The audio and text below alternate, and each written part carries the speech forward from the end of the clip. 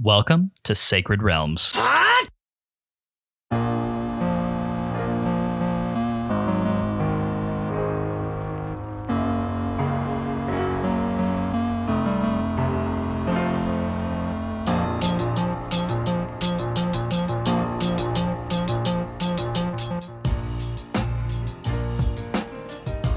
It's a great day in Hyrule, y'all. Welcome to Sacred Realms, a Zelda Retrospective Podcast. I'm your host, Lyndon Willoughby. I'm joined, as always, by my co-host, Matt Willoughby. We're coming to you for the second time in Season 8 of this show, ready to talk about more, A Link Between Worlds.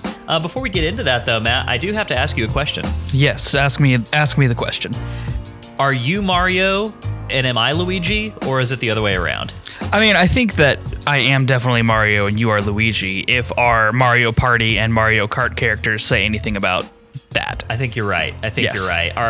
Our dear friend Max Nichols dropped a few fun little prompts in our Discord channel earlier today, and you know, maybe we'll talk about some more of them later. But this one really grabbed my imagination and had me thinking, like, what is our situation here? And I think it really didn't take too long. I've been playing Luigi, and you've been playing Mario in all of those games for about as long as we've been playing those games. So. Yeah, absolutely. No, it's a pretty easy one from at least just by past experience. Question asked and question answered. There you go, Max Nichols. How you doing tonight, Matt? Oh, I'm good. It's a slightly chilly, breezy night, but it's February, so you would hope it would be at least one of those things. So, but a very good night, very momentous weekend for our family. Little baby brother decided to go get himself a fiancée. Yeah, you mean that at one time third member of the Willoughby brother trio who has been gone from this podcast for an extended period of time? He's basically that younger brother. He's basically persona non grata, but yeah, that one. He decided to get him. He upgraded his girlfriend subscription to fiance subscription. So there you go. We appreciate her and their love journey, and it was a time of celebration and happiness. Yeah, getting into that fiance tier up from the girlfriend tier. There's definitely a price hike there, right? But especially an upfront price hike. Yeah, yes. Absolutely. But you know, it just that extra commitment. It builds character, I think, and she's great. We love her. Absolutely, so. No qualms of any kind. So there you go. 'Twas a good weekend in the Willoughby household. But of course, it is not just you and I on this episode. We've made it past the first episode of the new season. We always save that one just for us two, but now it's time to start bringing in other perspectives, other opinions, other voices. And so, with that being said, we're kicking off this season with a truly spectacular other voice, one with a little bit of an exotic accent, I might say. A little bit exotic. So one who calls himself the Barack Obama of Australia. He does indeed. Ladies and gentlemen, we are pleased to welcome back to the pod, Cody Davies of Zelda Universe. How you doing, Cody? Wahoo! It's a me, Cody-o, as they say down there in Italian Texas. I'm always happy to be here with the Mario and Luigi of Zelda podcasting and ready to talk about the game. Is that our official title now? Like, if you're the Obama of Australia, are we the Mario and Luigi of Zelda podcasting? I think that's a good little title. Okay. All right. That's a little bit of cross stream contamination, but we'll take it. I like it. You know, yeah. It feels good. Like first blush, I think I can live with it. We're definitely glad to have you back, Cody. I think it's so funny because last week, we were talking. I don't know if you had a chance to listen to the episode yet, but we invoked the water dragon upon the downfall timeline, and we did it in your name. You inspired us. So. Yeah. Well, look, I'm always happy to talk about the water dragon. I mean, because our whole thing was that once you get to the end of the downfall timeline, that version of Hyrule is actually a pretty rundown, pretty decrepit little place, right? And I just think maybe the water dragon and the gods of Hyrule could do with a little bit of a flood situation. I don't know. I think that version of Hyrule is ripe for getting turned into the Great Sea. Yeah, I mean, a few sharks couldn't make it that much worse than the situation. It's pretty bad out. Pretty bad down there already for sure. Just throw a shark at a problem and see if it makes it better. And if it doesn't, you're really not any worse off than you were already. Yeah. Well, I would hate for the water dragon to hear that we thought that she could be useful to us in any material way, because overall, I think she's still just the worst. But there you go. Cody, how have you been since the last time we checked in with you? Good. I mean, aside from listening to your final episode of The Wind Waker, that wasn't as good. But aside from that, it's a great time. We have a dissenter among us. So Cody, what exactly was your qualm with that episode? You know his qualm. I want him to say it out loud. Look, so I think that The Wind Waker is good, whereas you think you've declared it the worst 3D Zelda, and absolutely of all time, bar none. And it was just shocking and appalling to hear all this coming out of my phone speaker. But no, we've had some discussions on it in the Discord and all that kind of thing. Everyone's got their personal list. Like, I make fun of Joshua's list more than anybody's because I can't understand his list at all. So it really does have some head scratchers in there. We're not gonna lie. So your list is relatively. It's like, all right, so there's a bit more of a narrative linear preference than I have on my list. Generally speaking, but mostly it's a fairly similar list to mine so far. Well, at least there is some overlap there, right? That's good to hear. Yeah. And you're absolutely right in saying that I liked Skyward Sword more than Wind Waker. I have declared unequivocally my abiding hatred for everything that Wind Waker stands for. There is no redeeming quality to that game. You're so and edgy. It's just absolutely the worst. That's right. Zelda more like Zelda. Hey, I remember 2001. Oh gosh. No, is this the point in the podcast, Matt, where your personal podcasting style switches exclusively to like shock humor and like I don't know if I can do that. That's not my style. I don't know if our format can survive such an abrupt change in tone and demeanor. I think it's probably best if we just leave that alone. I mean, look, we're already 2 years into this thing, so any change in format and demeanor at this point is just going to give everybody shell shock. So maybe we don't do that. It is so funny though, because I'm looking at the list right now, Cody, and in the Discord channel the other day, I was talking about how this top 5 is going to be really hard to break into. I'm never going to want to push Link's Awakening any lower than it is right now, and I still pretty much feel that way, but I have to say, Matt and I were talking right before we started recording this episode, and man, this game has got its hooks in me right now. Yeah. I'm really, really stinking enjoying this game. It is so fun. I don't know that I've had this much fun with the top down this early on ever in the time that we've been podcasting, or really outside of my like childhood growing up with handhelds, which were a much bigger part of my childhood than they are today. This is my favorite non 3D Zelda game, or on a technicality, it's a 3D Zelda game. I never used the 3D slider on my 3DS, but because it drains the battery faster. But theoretically, 3D Zelda game. But yeah, this is, I think, 5th on my list. I really enjoy it. I think it sort of has learned a bunch of lessons about modern game design and applied it to 2D Zelda in a way that hadn't really been done otherwise. While combining it with like the warm nostalgia blanket of A Link to the Past. Right. Which is... Yeah, so it is A Link to the Past too. Not directly in English. This is a little fun trivia fact for people who don't know this, which may include you too. A Link to the Past in Japanese, not called A Link to the Past. It was called Triforce of the Gods. It got changed to A Link to the Past because at the time Nintendo was sort of like just removing religious references from things. A Link Between Worlds in Japan is called Triforce of the Gods 2. There's no ambiguity about this as a direct sequel. Wow. Okay. Well, there you go. I think that makes a lot of sense.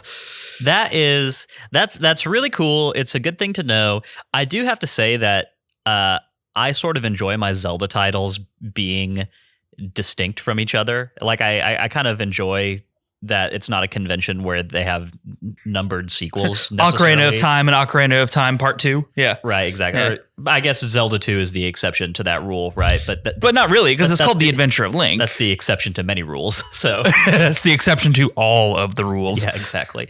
But yeah, no, I think, because we were actually talking last week, and maybe you can shed a little bit more light on this, Cody, talking about the journey of this game, like the whole concept of it to begin with. And I was under the impression that this game started life as just a 3DS remake of A Link to the Past, and then it morphed from there into something more its own story and whatnot. Is that correct? Or am I just making that completely? As I understand it, that is because at what point that changed, I'm not sure, because you can say that about a lot of things, is that they're based on people fooling around and coming to coming up and being like, here, I'm going to recreate, the original Legend of Zelda, and it turns into Breath of the Wild.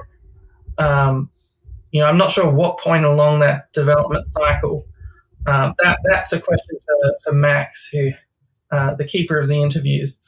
But yeah, as I understand it, it was originally thought of as a remake when they started working on it. Gotcha. So before we get into housekeeping, obviously, when we get into a new season and we have obviously you're not a new guest, you're a returning guest, but you're new to this season of the show.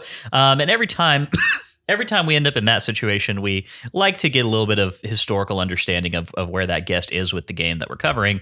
You've just kind of given us your ranking and kind of how highly you esteem this game compared to other Zelda games. But why don't you just give us a little short history on your history with A Link Between Worlds? I'm assuming that because you absolutely, yeah, like you had been working for Zelda Universe for quite a long time at the point that this game came out. So, the fact that I joined the forums of Zelda Universe in 2003, so that was Wind Waker era.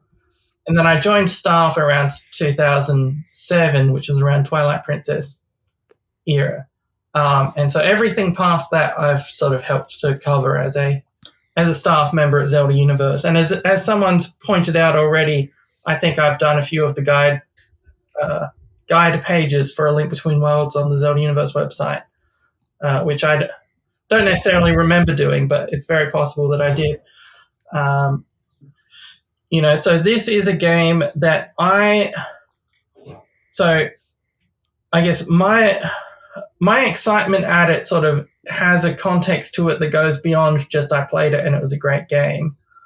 For me, I had been disappointed by the direction the series had been heading. Twilight Princess, Skyward Sword, Phantom Hourglass, Spirit Tracks. This is the sort of era that we'd had for the 10, 15 years leading up to this game. Yeah. And for me, it was it had headed more and more away from open exploration and more towards just linear storytelling. And for me, that was something that, I can appreciate Skyward Sword, for example, on its own merits now, but at the time, looking at it from a perspective of where is the Zelda series going and then getting Skyward Sword, it's sort of like, so it's just a Dungeons game now. We're not, Yeah. And so there was that disappointment there of just expectations. And so to get A Link Between Worlds, because they've been talking about changing expectations for a long time. Like, if you look at the interviews for Skyward Sword, there is a lot of talk about changing up the traditional format for that kind of game. And they did change up the traditional format just into more of a direction of dungeons. Like it's the overworld is dungeons, the dungeons are dungeons. If you love dungeons, you're going to love Skyward Sword. But, that wasn't the kind of change that I was looking for. Whereas this came around and I was like, wow, it's so open. It rewards you for exploration in a way that previous games hadn't been doing. Like even inside inside things like dungeons that are traditionally considered, oh, well, this is the dungeon. There's keys here, there's whatever, you don't usually get the chance to just wander outside on the outside walls of the dungeon and get 100 rupees because you were rewarded for your curiosity. Right. And that's the kind of gameplay change that they sort of made in this game, and it made me really excited for the future of the series. And then, as you know, the next game came out after that was Breath of the Wild. So from that historical perspective, it really was an exciting moment for me. It is. That's such an interesting thing. There's this weird break in my thinking process about these games between A Link Between Worlds and A Link Between Worlds and Breath of the Wild, right? Like, they feel like a completely different era of Zelda to me. Like, they like, in my mind, I think about them as being separated by like a much greater span of time than they actually are. When the reality is that they actually were, they had a shorter span between them than Breath of the Wild and Tears of the Kingdom will. So, right, it's a 4 year or a bit under 4 years release difference. We're coming in on 6 years between Breath of the Wild and Tears of the Kingdom now. Yeah. But when the hype cycle was starting for this game, and when Nintendo had finally pulled the cover off of what it actually was there quite a lot of excitement both among the ZU staff and among the fan community for having a game that was using an exact recreation of a classic overworld? I think that was a split, because I was never a Link to the Past person. Like, I started with Ocarina. I went back to A Link to the Past and played around, did a few dungeons, wandered the world a bit, but I never actually finished A Link to the Past for the first time before doing A Link Between Worlds, which gave me more interest in that world, I think. It's different for other people who are going to have strong feelings towards A Link to the Past. For me, it was sort of like, oh wow, they're finally, they're going to make A Link to the Past, but good. Oh my gosh, that's not looking for any controversy here, are we? Controversy here, yeah. Like, of course, A Link to the Past is good, in the context of its time. But for me, as someone who didn't grow up with it, I found it frustrating. All of the little things, you can only move in 4 directions or whatever, all those little things about the controls and everything else that just didn't sit right with me, and just made things frustrating for me. Like, there's a thing I want to do, and then there's a thing that the game wants to do, and they're conflicting. Whereas this just felt like, wow, like when I do a spin attack, for example, in A Link to the Past, I think I commented on the episode I was on,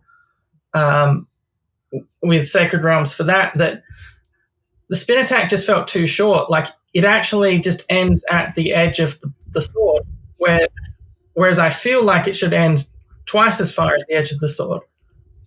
Right. And that's what it does in this game. And you can move in more than 4 directions. You can shoot arrows and all this kind of thing in more than 4 directions. Like, it all just felt so much more smoother for what I wanted out of the experience.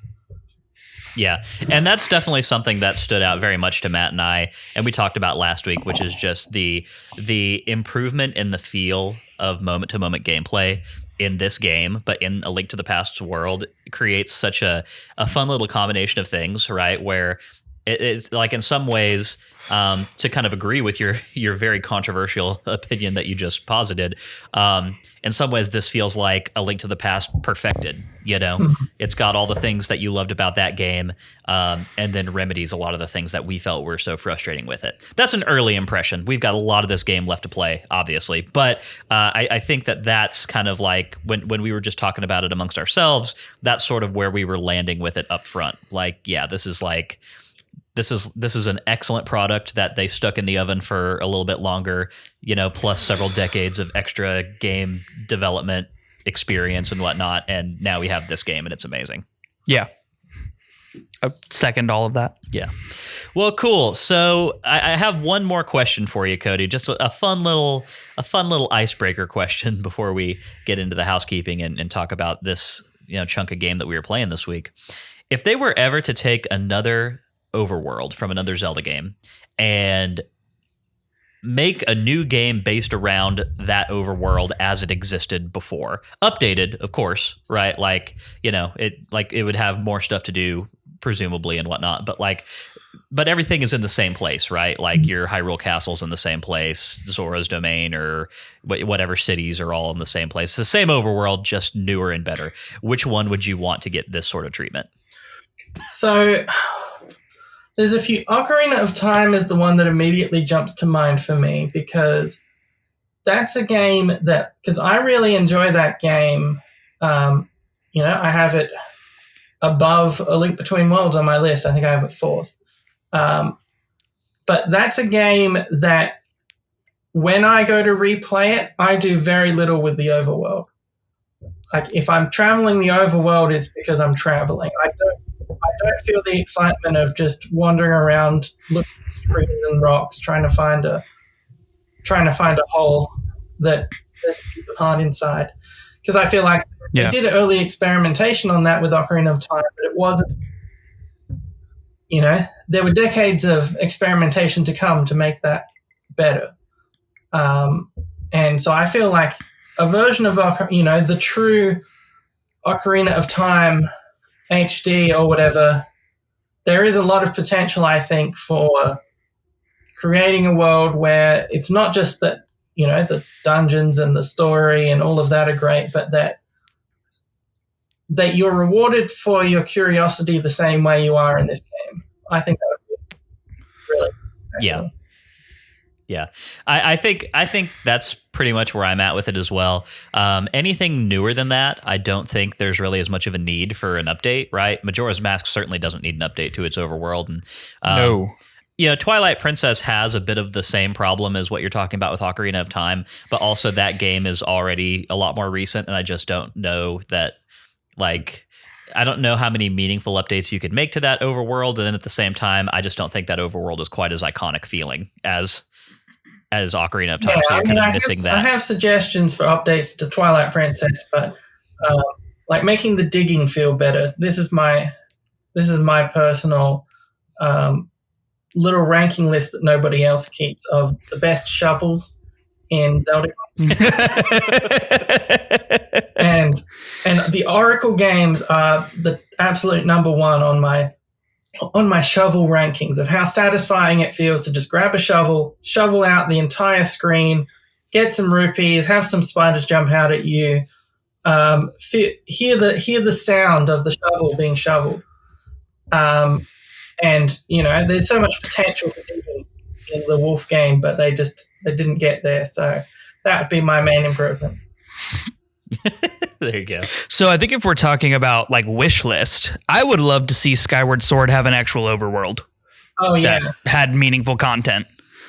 If we're all of what you said about newer games are less likely to get a remake, that wasn't technically part of your question. So I'm going with the original question of what would you like to see? Okay. And I would like to see Skyward Sword get a meaningful overworld. Fill the sky with stuff, make it fun, make there be meaningful things to do, make it interesting. I'd just like to be able to walk between the surface sections, right? And they look on the map like they're close enough together to do that, but apparently they're not. I don't know. Yeah. That would be great. I think that we have universally agreed that the sky and the lack of a real overworld is the main detractor for Skyward Sword. So, if we're going to give any game an overworld shine, rebuff, I think that one needs it the most. But just imagine an Ocarina of Time overworld in the Breath of the Wild engine, where it's for sure. It would be amazing. It has the same geography as Ocarina of Time, but it's got a Breath of the Wild amount of things to do and find in the overworld. That just sounds incredible. We're never going to get that. Sure, it does. I think Nintendo would probably not want to make a habit out of doing that too often, and this is a special case. But it is definitely fun to think about, though. That's a great answer, though, Cody. I think it's hard for anyone one to really argue with you. Your logic is very sound. All right. Well, that was all some fun discussion, but of course we have an actual chunk of the game that we need to talk about. So let's get into some housekeeping and then jump right into that. If you didn't know, Sacred Realms is a weekly re-examination of The Legend of Zelda, one little slice at a time. Sacred Realms drops every Wednesday and is available on all major podcast networks. And let this airplane fly over. It's very rude. Very, very rude. Or something to me from my end, so... That'd be pretty cool. I'd go for a TIE fighter flying over. That'd be great. I'm sure I could find that. That's going to be our new, every time we interrupt the podcast for an airplane, just going to drop that in, right?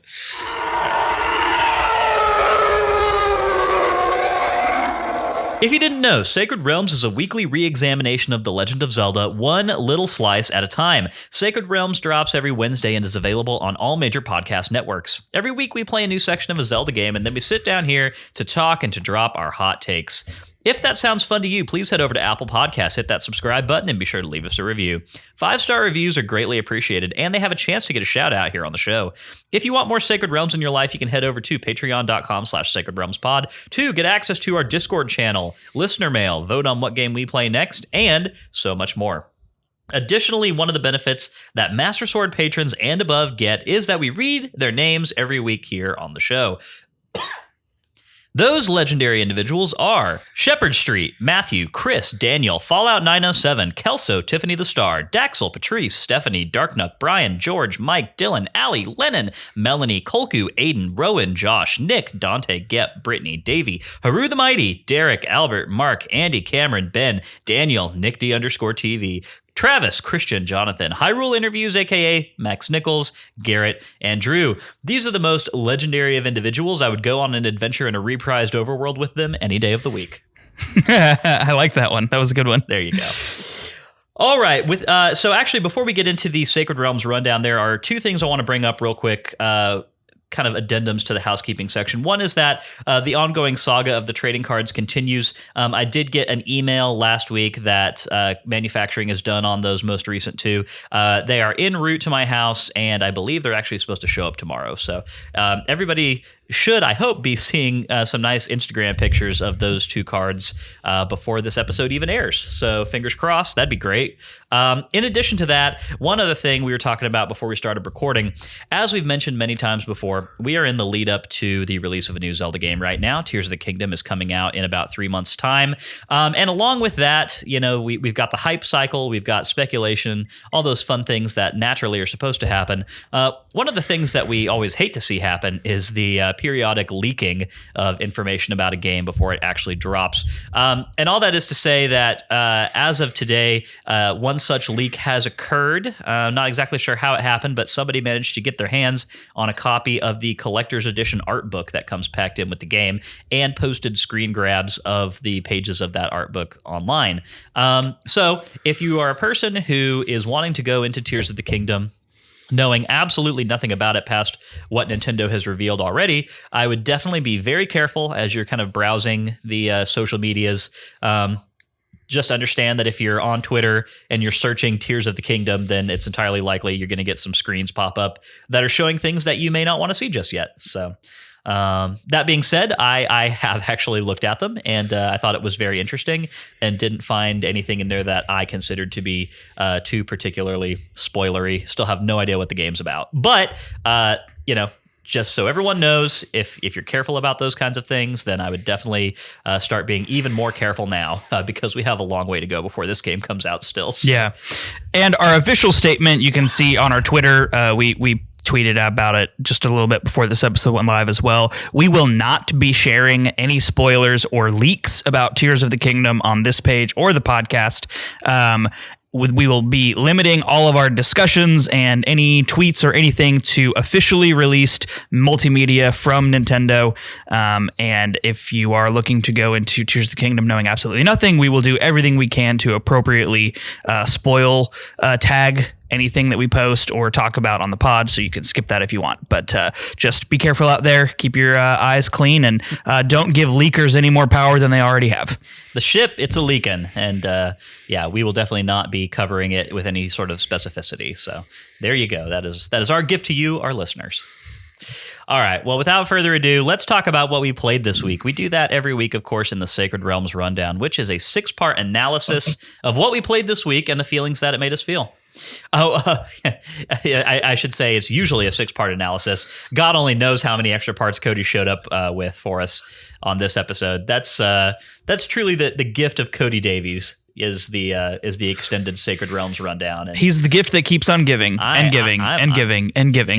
I'm excited to see where this lands us. So I will amend this statement to say the Sacred Realms Rundown is an analysis of indeterminate length about the piece of game we played this week and the feelings that it made us feel. Today we are covering A Link Between Worlds, Chapter 2, Part 1 of the Sacred Realms Rundown is the plot recap. This week read by Matt. Take it away, Matt. As we set off on this new adventure, we decide to head to Kakariko Village first to stock up on needed supplies and any useful items that we can get our hands on. There, we find a shield to purchase, as well as a bottle, and even talk to the local bee enthusiast who agrees to lend us his net, as long as we promise to bring him bees every once in a while. We visit the local milk bar to fill up our bottle with locally sourced, delicious, nutritious milk, and then head off north towards the mountains. As we head north, we are suddenly accosted by a young witch on a flying broomstick, who introduces herself as Irene and tells us that her fortune teller told her something about being visited by a terrible fate if she doesn't take care of green. Seeing our green clothing, she assumes that it is us that she must assist, so offers to fly us around to any of the weather vanes that we have previously discovered, instead of being forced to walk there. She tosses us a magical bell that will call her to us when we ring it, and then zooms away. As we continue northward, we start heading east towards the mountain range, and begin to encounter more and more heavy rocks that seem to have been dislodged during the earthquake. We eventually come to a house that is totally wrecked by these boulders, and head inside to see if anyone needs help. We find one of the local miners, and he is busy clearing the debris from his house. Rosso is his name, and he turns to see us there, and tells us how his house was nearly destroyed by these falling rocks from the nearby mountains, and now he has the laborious task of cleaning it all up. We express our regret that we can't help him, but we're unable to lift these heavy stones. He's a little shocked by this, since as a blacksmith's apprentice, he assumed we would be a little stronger, but offers us his extra pair of power gloves to close the strength gap. These sturdy leather gloves on, we are easily able to lift and throw the heavy stones. We decide to help him out in return for the gloves and clear his yard of all the rocks that we can find. In gratitude, he pays us an additional 50 rupees, and we head off towards the mountains again. We reach the mountain pass only to find it blocked by more stones. It's a good thing that we visited Rosso first, as we can now clear the path and head into the tunnels using the new power gloves. We find the tunnel full of small worm-like creatures and pottery. We smash everything on our way and come out the other side to the foothills of Death Mountain. True to its name, Death Mountain has plenty of deadly enemies and environmental hazards. Falling boulders and quick little enemies called dead rocks fill the landscape. Hitting these dead rocks only turns them to stone for a short time, so we have to head past their territory after stunning them to avoid any unwanted entanglements. The mountainside is full of rooms we can enter, and we find lots of rupees, but come to a passageway that is completely impassable through normal means. On top of the rolling boulders, there are holes in the ground that we can't jump over. However, we still have the power of Ravio's bracelet that allows us to merge into the stone walls on the sides of the passageway. We use this power to not only avoid the boulders, but safely skirt the bottomless pits and progress to the next tier of mountain pass. We continue using the power of the wall merge to traverse Death Mountain, and along the way find more rupees, a fountain with magical fairies, and even a heart piece to increase our life force. Eventually we come to the entrance to the Tower of Hera, but find it blocked by large wooden posts that we can't chop down or merge past. There are stone pillars nearby, similar to those near the Eastern Palace, but with an etched hammer symbol on them instead of a bow. Thinking of how we rented the bow from Ravio, we hit the weather vane near the tower entrance and call Irene to take us back home. We find that Ravio has taken the liberty of turning our cozy home into a full-on shop and has lined the walls with items for rent.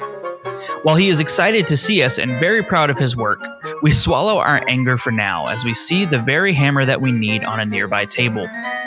We go to grab it and head out because Ravio is living literally rent-free in our house, so we feel entitled to borrowing these items. But he has the further audacity to charge us 50 rupees for the rental fee. We need the hammer and don't really feel like arguing, so we pay up and head back to the Tower of Hera with Irene's help. From the outside, we can see that the tower is tall and imposing, with stones as ancient as the mountain itself.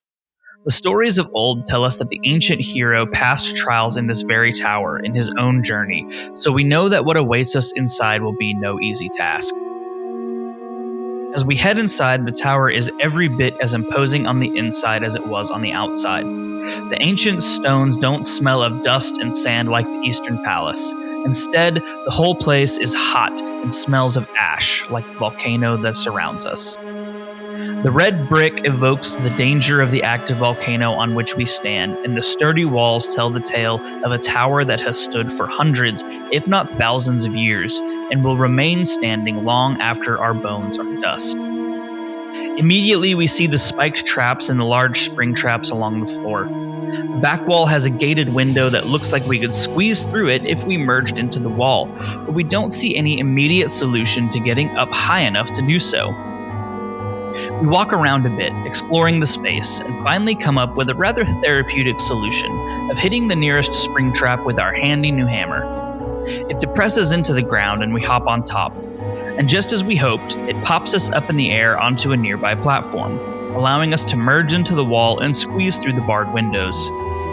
A nice 50 rupee piece awaits us on the outer ledge, but we now have a way of traversing this very tall tower that for some reason has no stairs.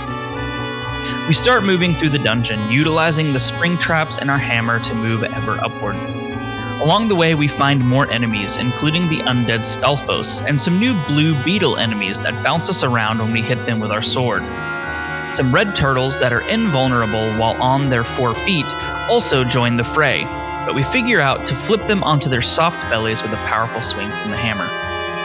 As we go further up, we find more and more tests of wit as we combine wall merging with hammer swings. Moving platforms along the outside of the tower help us ascend further when the path inside is blocked, and we plunder the tower for all of its riches as we explore every nook and cranny.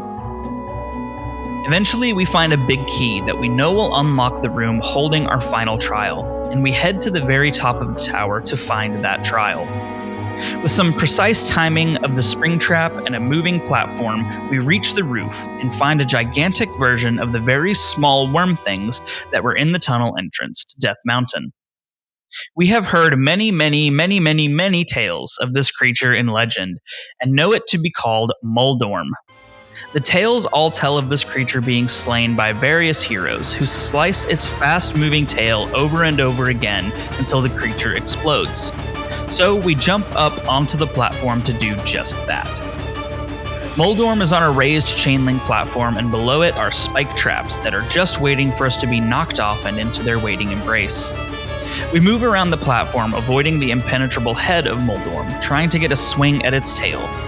As we land our first blow, the creature begins to move faster in its pain and anger, and so we have to likewise quicken our pace to stay ahead. Again and again, we slice the monster's tail until it finally explodes, just like in the stories of old.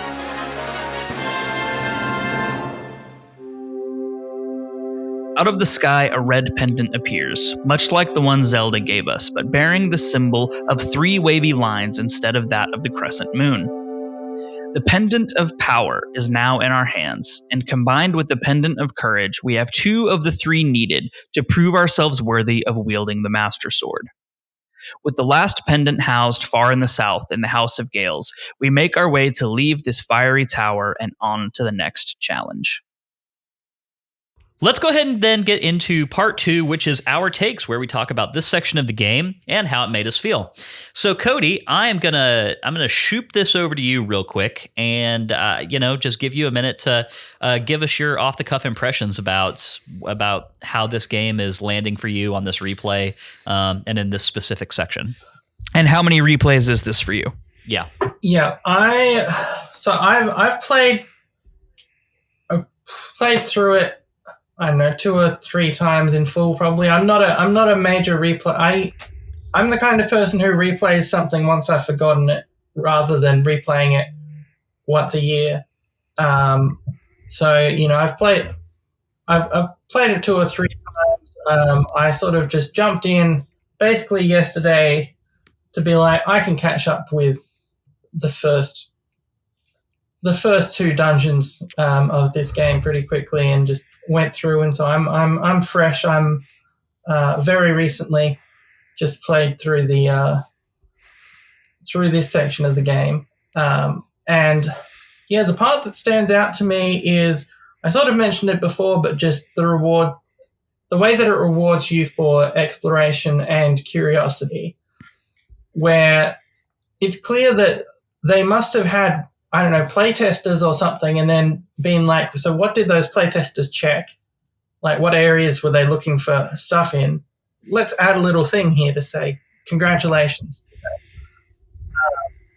One part that stood out to me was in the I don't know if you two ran into this, but when you need to get power gloves from the house to be able to get up to this dungeon, there's a house and there's a bunch of rocks outside, and there's sort of a hint that like, oh, it'd sure be great if if someone would clear out the rocks, and you don't have to do it, but if you do, if you're just like, all right, let's just clear out all the rocks, you'll get called out to, and he'll be like, hey, come in, here's 50 rupees, and that's just the kind of thing that I really love in a game like this. That moment is definitely a very classic top-down Zelda moment, where it's an item that you do definitely need to progress through the overworld. There's no character that's really giving you a hint as to where you need to go to find the power glove, right? Right. The big thing that you kind of have to rely on is that you can see that you're blocked by rocks. You know you can't lift them. And Rosso's house is not too terribly far away from that doorway, right? And it's, again, surrounded by those rocks. So you have a lot of context clues that sort of help you along to try and to get that. But yeah, this was definitely a very top-down Zelda moment, and a very top-down Zelda way to collect such an important item. Yeah, and I think, it's because I went and collected a whole bunch of stuff that I needed. Just from wandering around in the world, I was like, oh, let's wander around a little, do some stuff, and so I ended up getting the item you need for the next dungeon, as well, since it's sort of in a split. Since you can do these next 2 in any order, and you actually had the other one listed first previously. I know, and I do need to take a second to talk about that real quick, and to apologize. We do have a corrected schedule up on social media and everything right now, but I know the initial schedule that we posted had House of Gales listed before Tower of Hera in our play schedule, and I'm not really sure why that was, because when I sat down to type it out, I knew that I wanted to do Tower of Hera first, so I'm not sure exactly how I flubbed that, but I did. So sorry if that created a confusing situation for anybody getting ready to play this week. We will be doing the House of Gales next weekend, but yeah, I mean, definitely what you're talking about though, Cody. This is a section of the game in which it does open up pretty considerably. Obviously there's quite a lot more opening up it still has left to do, but you could go to one of 2 dungeons at this point, and a major item is required to get into either of those. And so there's definitely quite a lot of kind of exploring and poking around in the overworld that you can do at this point, which is fun. It's always really fun when these games open up in this way early on. Yeah. Yeah, I did a lot of exploring in the northern portion of the map, mostly because that's obviously where the Tower of Hera was. So I was trying to limit my exposure to everything else so that we had more to talk about week to week, right? So I did a lot of northeastern exploration, and was having a lot of fun with it. More fun than I even had in A Link to the Past, even though they're the same overworld. For some reason, it was more engaging this time around. I think part of that is I went to Ravio and bought all the items. I bought every item. Ooh, because risky. I had enough rupees. What? Rented. Yes, rented indeed. And, I still have at the end of this week 1,500 rupees now. So if I were to die and lose them all, I could go re-rent them again if I were unfortunate enough for that to happen to me. So I really enjoy, for some reason, normally I don't want to just have everything open right out of the gate, but maybe after, Wind Waker and Breath of the Wild, where that is more normal, to just go and do up front, and especially after Wind Waker when I tried to do that and couldn't and was frustrated, it was very rewarding to be able to do a lot of exploration. Now I don't have like the Zora flippers, so I couldn't do any water exploration, and I got the power gloves and pretty much immediately went into the mountains to try to, do what I was supposed to do for this week. But it was really good. It was really good. And I stumbled across the power gloves, like just accidentally, because I was walking around just poking my nose into every nook and cranny I could find. And it's like, oh, this house looks like it's abandoned because it's totally effed up. And then this dude's in there and he's like, here, help me clear these rocks. Here's some gloves. Oh, cool. Yeah, I need those. Thanks, man.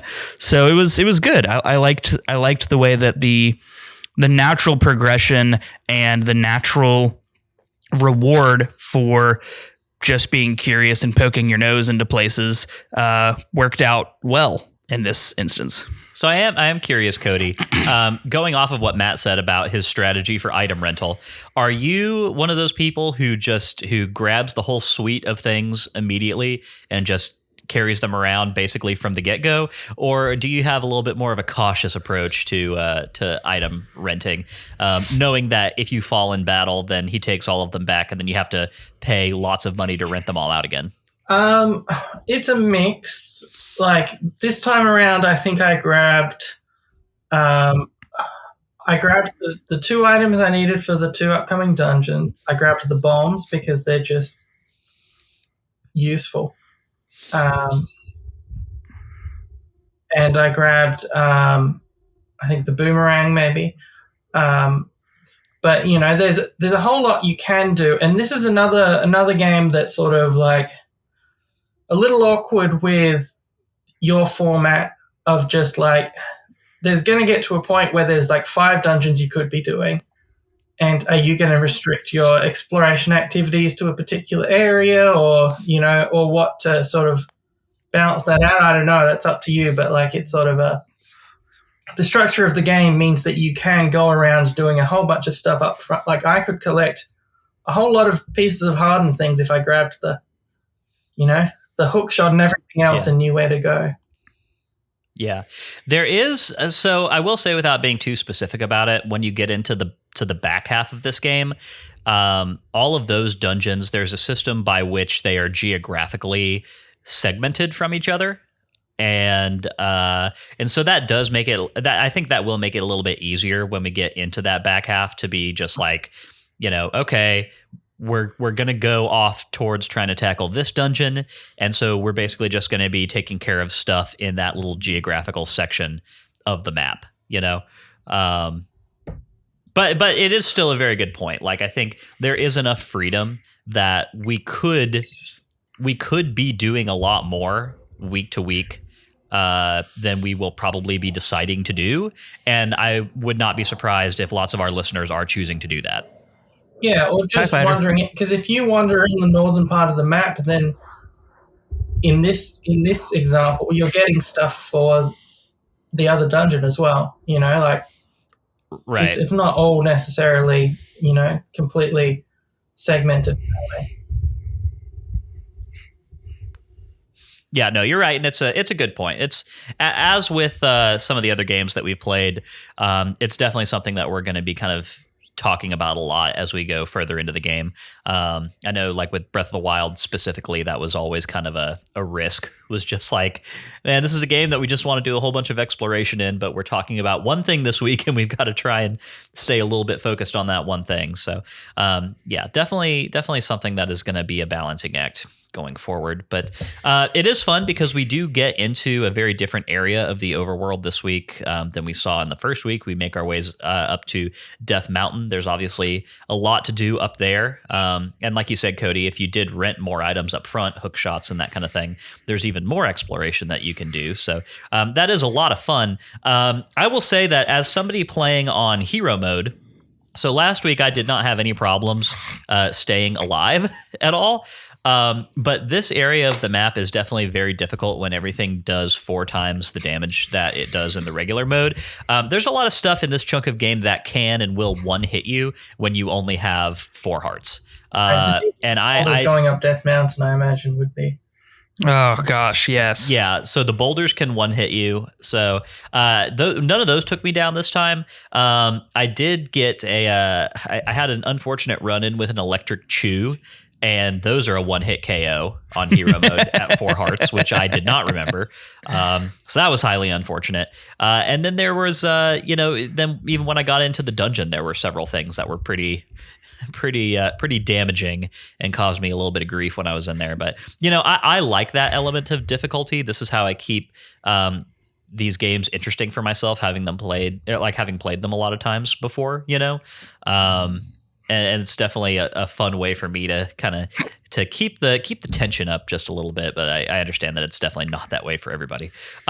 So Matt, you were saying that you were really enjoying this game's take on Death Mountain, and I'd just like to know how far past where you really needed to be did you go? I mean, you had the hook shot and all this other stuff. Yeah, so I did venture past the Tower of Hera to the east, ran into a Lionel, and promptly turned my happy ass around and went the other direction because, woof, even on non-hero mode, one shot from those guys took me down to 1 heart. And I was like, yep, nope, I'm not doing that right now. And I shot him with a bow like probably 5 times, and he was still just like, not having it. He was fine. So I turned around and went back to where I was kind of supposed to be.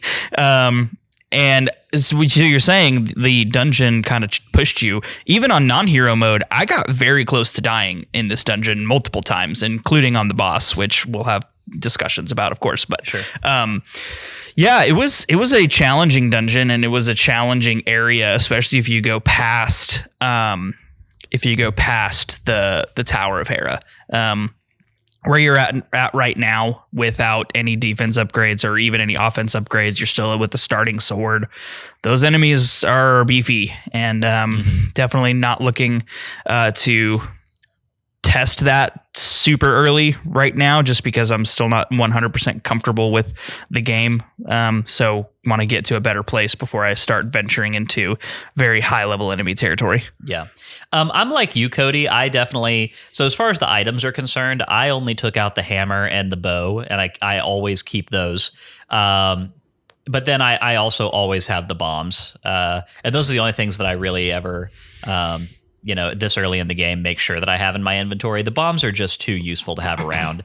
And I basically always keep those. Well, I mean, I like into a wall that looks bombable and you don't have bombs, and that's just a tragedy.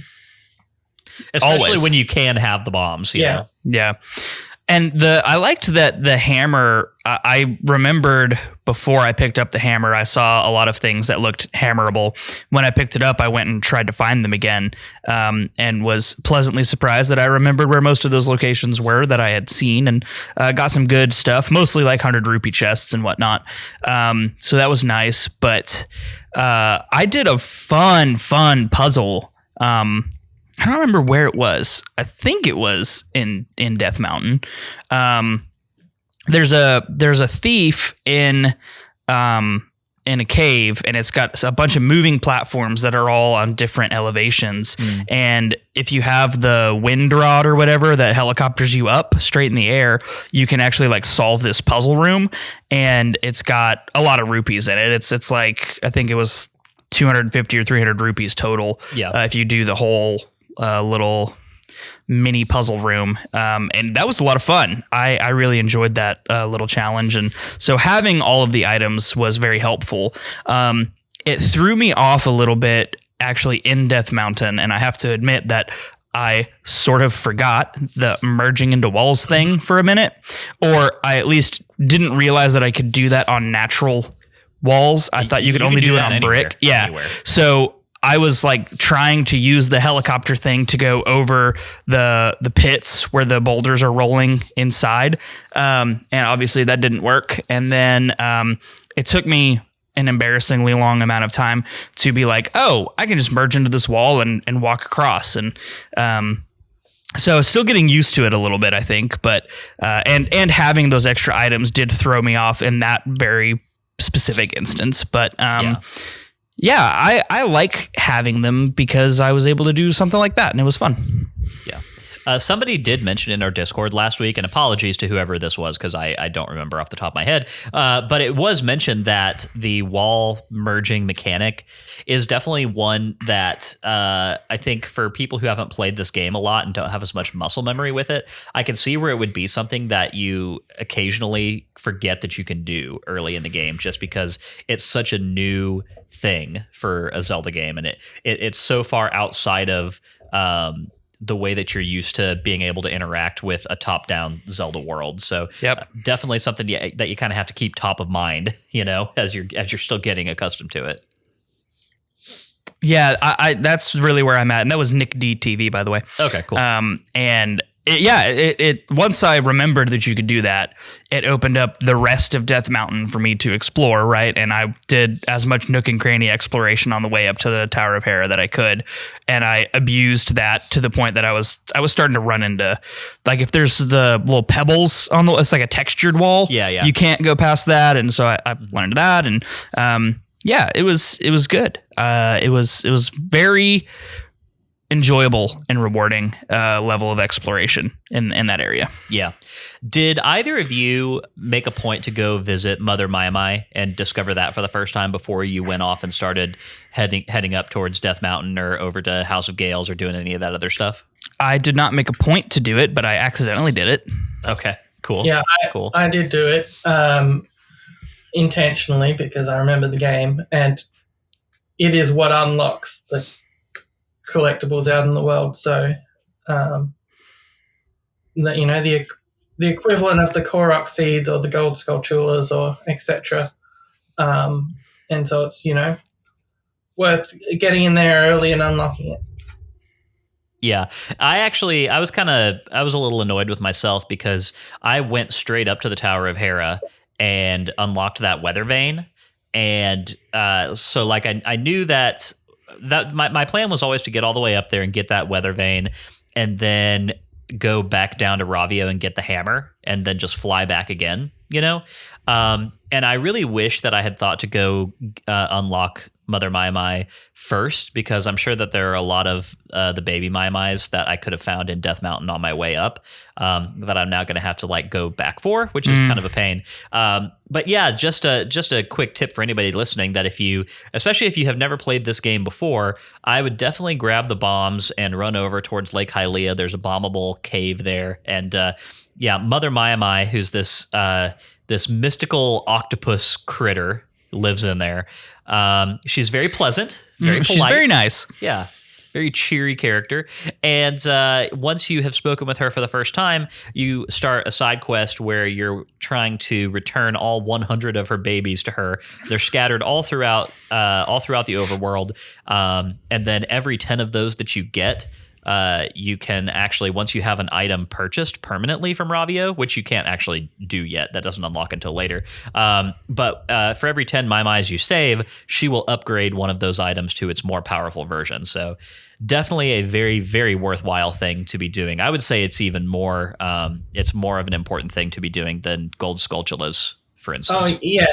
Out of all of the collectibles, most of them are pretty irrelevant. Like, Korok seeds are useful up until the first 200 or so, and then you're starting to get some major diminishing returns. But this is one where this is the means to your equipment upgrades. So definitely something that you could take a look at. There's a very helpful little thing that segments into regions to show how many are remaining. That I wish they did in other games. That's something I would add to Ocarina of Time. If I could, a region indicator of where the remaining gold skulltulas are. Having done a 100% completion playthrough of Ocarina of Time, including all gold Skulltulas, I totally agree with you in that, because I remember trying to track down those last couple was very painful. Yeah. Yeah. No, it's definitely a very user-friendly system. And actually, talking about the map while we're at it, I did notice that one of the things that this map has that I'd completely forgotten about was a pin system where you can drop pins on the map and remember to go check things out later. And I love when Zelda games do that, because it's just such a user-friendly experience, especially in a game like this where exploration is such a big part of it. And so often you're seeing things that you can't immediately interact with. So I always appreciate something like that being added. So Skyward Sword had the pin system, and obviously Breath of the Wild does. Is this the first? Skyward Sword came out before this. So Skyward Sword was the first, and this is the second, and then Breath of the Wild's the third that had the pin system. I'm not sure if anything before Skyward Sword had it. Do you remember off the top of your head if like Phantom Hourglass or Spirit Tracks did, Cody? Sorry, which system is this? Where you can drop pins on your map. So Phantom Hourglass and Spirit Tracks has some interesting map stuff because they're DS games that I think you'll find interesting once you get to those games. But I don't remember specifically about the pins, to be honest. You can, in Phantom Hourglass and Spirit Tracks, the ability to draw on maps is available, which is a real fun thing. But I don't remember about the pins. Okay. Yeah, we might have to do a little extra research on that. But regardless, it was a really fun thing that I always appreciate seeing.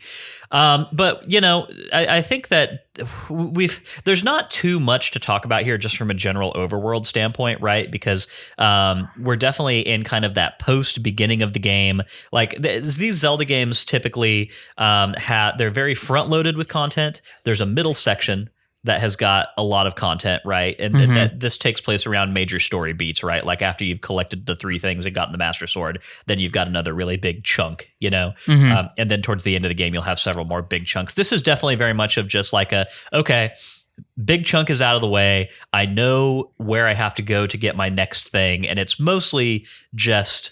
in terms of things that you have to do this week, it's mostly just getting from point A to point B and then doing the dungeon, right? So with all that being said, unless anybody has something that they really want to say about this section of the game generally, I say we move on to the dungeon map and start talking about the Tower of Hera. I second the dungeon map because lots to say. What you think, Cody? Does that work? Yeah, sounds good to me.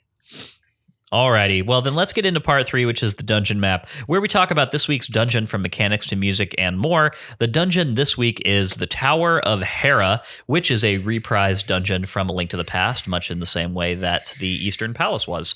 And I'm going to kick it over to you first, Matt, because it sounded like you had some things that you wanted to say. Yeah, I enjoyed this dungeon quite a lot. I think the vertical movement by the hammer with the springy trap things was good. And fairly intuitive. I think it took me not too terribly long to realize that if you hit it with a hammer, it would depress and then shoot you up, almost like the iron boots in Wind Waker. Right. Same kind of mechanic, right? So I enjoyed that. Hold on, I'm pulling up my handy dandy guide and my notes that I had written down so that I'm not forgetting anything. Notes. I try to be prepared for our pod so that we don't just look like a bunch of amateurs running around not knowing what we're doing after 2.5 years of this pod. And like it's has a similar thing to the Eastern Palace, I think, where you're rewarded with exploring every room, and that's even further iterated on now that you can, wall merge and everything, go outside, go through some bars, explore around, look for chests. And man, the compass in this game is so useful and so good. And it like replaces the map. Like you don't have maps in this game. It's just the compass. Yeah. But the fact that I can look at my compass and see, okay, there's like 2 chests that I haven't found yet. So now I'm going to go merge into every wall. I'm going to try to, in this specific dungeon, shoot myself up to the next level, drop back down at a different point, et cetera, et cetera. Yeah. Was really good. I usually like the lighted switches, the blue to orange switch mechanics. I think that's a very good puzzle and top downs because it separates and segregates the space. And then also in this particular game, being able to use them to elevate yourself up a little bit, but not all the way up to the next whole floor, I think is good. And it was very nice having the bombs because I was able to use them instead of to like time it a couple of times. So that was nice.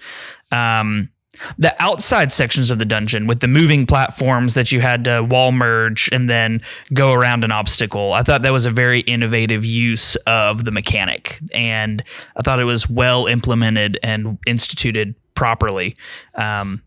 And just kind of gave another dimension to puzzle solving with the environment. Instead of just being another switch to hit, it's how do I use the tools that I have to get around this obstacle that is the environment, or how do I wall merge onto this platform that's going up and down so that I can get off at the next level.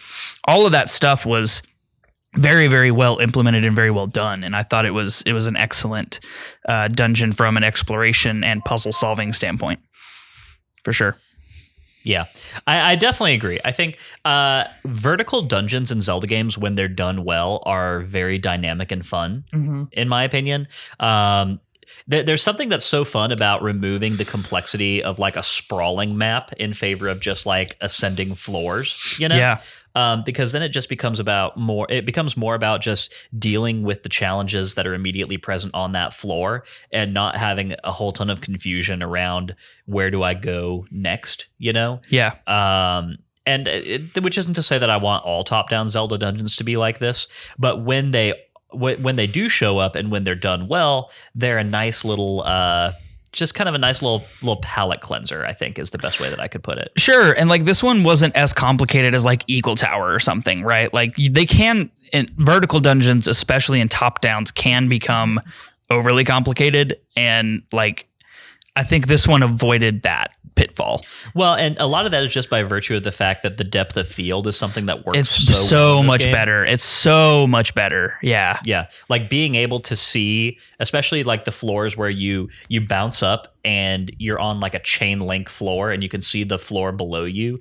And it's like, it's representative of what's actually happening down there. Like you see the enemies moving around in real time and everything. And you can see below you, especially I'm thinking specifically about the room where it's got the floor tiles that you can break with the hammer to see what's below it. Because on one side you have the bump back up to the next level, but on the other side there's a chest that you can drop down and get. And so you're able to do both of those things without having to memorize what the floor below you looks like, because it's really like a half floor that you're going up.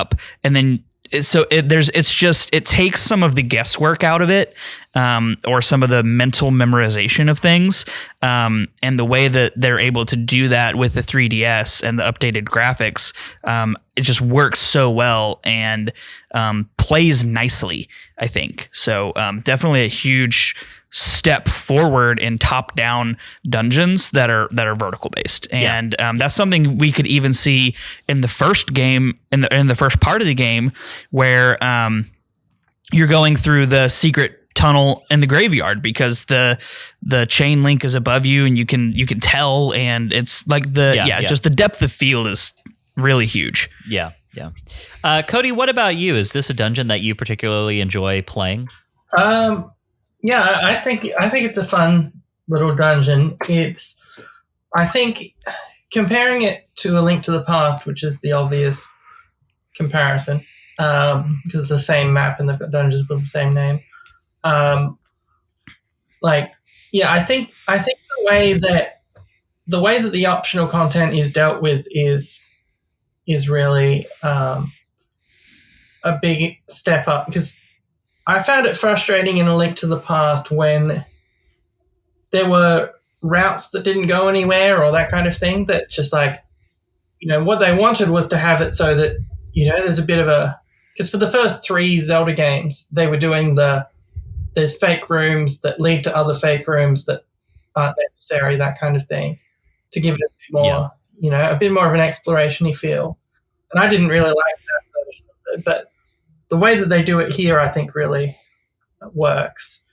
And yeah, the vertical thing is another one that the graphics and capability of the engine make it much more bearable. Like, because I get frustrated in other games where that you're meant to know that you should just fall down a hole that's identical to the kind of hole you take damage.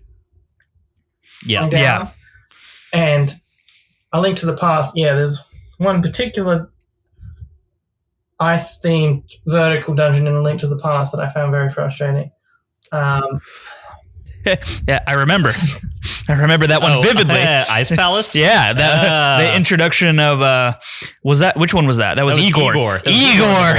My nemesis. But yeah, so I think it's sort of a showcase. Like, it's not particularly groundbreaking as a dungeon or anything, and it's short. It's relatively easy once you remember that what your buttons are and the fact that you can wall merge and all this kind of thing. But like, I think it's just a good showcase of like correcting some issues with game design that, with the power of new hardware and all that kind of thing. And I think that applies across the dungeons that in A Link Between Worlds. Yeah. The other thing that I wanted to ask, are either of you actually doing this in 3D? Are you using the 3D of the 3DS? No. It's so funny because last week after we got done recording, we were wrapping up and packing up all of our gear, and I turned to Matt and I was like, hey, should we have mentioned the 3D slider on this? And we just there was a pause and we were both like, nah. Because it's not really a thing. I mean, it's so disappointing too, because I remember when the 3DS first came out, obviously that was touted as its like main feature, and it sounded exciting in its own way, like glasses free 3D, adds more depth to the world, that whole thing. It sounds good, right? I in practice have never found it to be an enhancing thing. It just gives me a headache. Yeah, I've never found it to enhance my gameplay experience at all, and it's been 10 years or more since I've even tried to use it for anything. Yeah, I tried to use it when I was first playing Ocarina of Time when it came out on the 3DS remaster, and it just didn't do anything for me there. And ever since then, like you said, Cody, it just drains the battery faster, and I don't want that. So I just keep it off. Yeah. And this is what it is. And to the point especially where, so I'm playing this game on my Majora's Mask 3DS, but I actually rotate between that one and my Pikachu Face 2DS XL, and which obviously that doesn't have a 3D slider at all, because at some point Nintendo, I think, kind of realized that like, oh, hey, nobody uses this, nobody cares about this, and so for that reason I touch it even less now, because I don't want to like confuse myself, and have it be something that I use on one of my systems, but not the other, available on the other one. Yeah, it's not necessary for this game. Look, it's not that it's never been useful. There are games that are built with it as a mechanic. I think Super Mario 3D Land is one.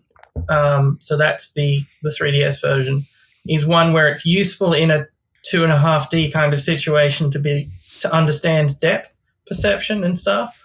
But for this game, I don't think you're missing out on much if you just play the 2DS version. Yeah. Okay, yeah. Cool. And all that being said, especially to all of our listeners, if you are playing this and you're using the 3D slider, and if you're finding it to be fun, then drop us a note about that. We'd I hate to be dismissive of something, especially if other people do find it to be useful or fun or an addition to their gameplay experience. But look, it's not a bad system. I would use it more if I had a consistent posture, if I wasn't like L from Death Note, crouched up in weird shapes on the couch, holding the 3DS sideways, because that's another thing, is the 3DS, just talking about it as a system, I guess, it's a little,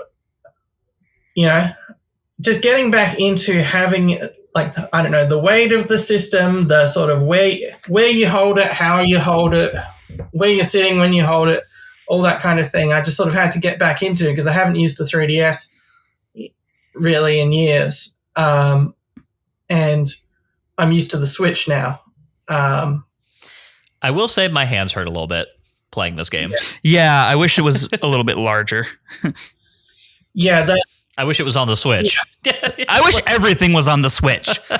Right. So so one thing is I just wish it was on the Switch. But secondly, it's just sort of my hands, I don't know. My left hand particularly seems to, I don't know if it's weight distribution or something, but ache a little after a while. So yeah, that's my, it's not really a critique of the game, but just of the getting used to playing it on this system again. Yeah, absolutely. So I will say that I do wish that I had just kind of cranked the slider up a little bit in this dungeon specifically, just to see what the feel would have been like, knowing that it does have so many areas of depth from like one floor to the next. And maybe if I find myself in a similar situation later in the game, then I will do that and I'll report back and I'll let you know if I feel that it added anything cool to the experience. But yeah, definitely didn't really touch it this time around. I agree with everything that we're really saying about the structure of this dungeon, though. I think that this is a really fun dungeon. It has a lot less in common with its Link to the Past counterpart than Eastern Palace did, right? It's not the same dungeon at all. Yeah. So now we're back to the conversation I was having last week of like, who comes into these and changes them between games? Right. So someone did some major re-architectural engineering there. Right. Yeah. Exactly. So it's the Hyrule Historical Society came in and did some refurbishments. The wife of Zeus, who Elvis is. So. Always fun getting back to our discussion of real world mythological references in this fictional Zelda game, but no, I think it's a really fun little dungeon. I particularly like the mechanic of, so with the big switches, when you bump them down and they're on moving platforms, you have to time it right. Yeah, so that when the platform moves into a specific place, just at the right time for the thing to bounce back up and shoot you up to where you want to be. Yeah. That's a fun little thing. And I like having little puzzles like that to think through. But yeah, I mean, exactly what you were talking about before, though, Cody. One of the reasons that this dungeon is so fun to me is just because talking about that sense of space, it's not just the inside of the dungeon that we're exploring. We're kind of dangling over the precipice on the outside of the dungeon for a lot of it. And I think that's one of the neat little things that the wall hack, or not the wall hack, the wall merging gimmick really affords us in this game, is the opportunity to really get outside of the physical dungeon space and for things to open up just a little bit. It's a lot of fun. And I will say again, so going back to the conversation about combat that we were having earlier, I was legitimately challenged. Not by the density of enemies or even necessarily the difficulty of enemies in this dungeon, but like when you only have 4 hearts and everything does at least 2 hearts worth of damage to you, you do have to be careful, And this dungeon has got a lot of areas where you've got, like a whole pack of Stalfos that you have to deal with, or those little bumper enemies. The bumper enemies, I think, are the hardest ones for me because they just knock you all around. And it's not as punishing as it was in A Link to the Past, where if you get knocked down to the bottom floor, you then lose all perspective on where you were and where you are. So that's, again, a nice thing about the engine. But yeah, those bumper enemies are kind of annoying in my opinion. Yeah. I will say that I died in this dungeon once, and so I got shooped all the way back out. Are you keeping track of how many deaths you have in Master Mode? No, I'm not. On Ocarina of Time and other games like that, I like to do that just because I'm so much more familiar with those games, and so I feel that it's pretty fair of me to at least attempt to do it without dying at all. Hold yourself to a higher standard. Yeah, this game. Does it have it on the save screen? Because I know Link's Awakening does. Actively keeps track of your deaths. I don't think so, mostly because this doesn't have a save screen. Or you mean like when you're doing save select screen? Yeah, got it. Okay, it does not. Let me look.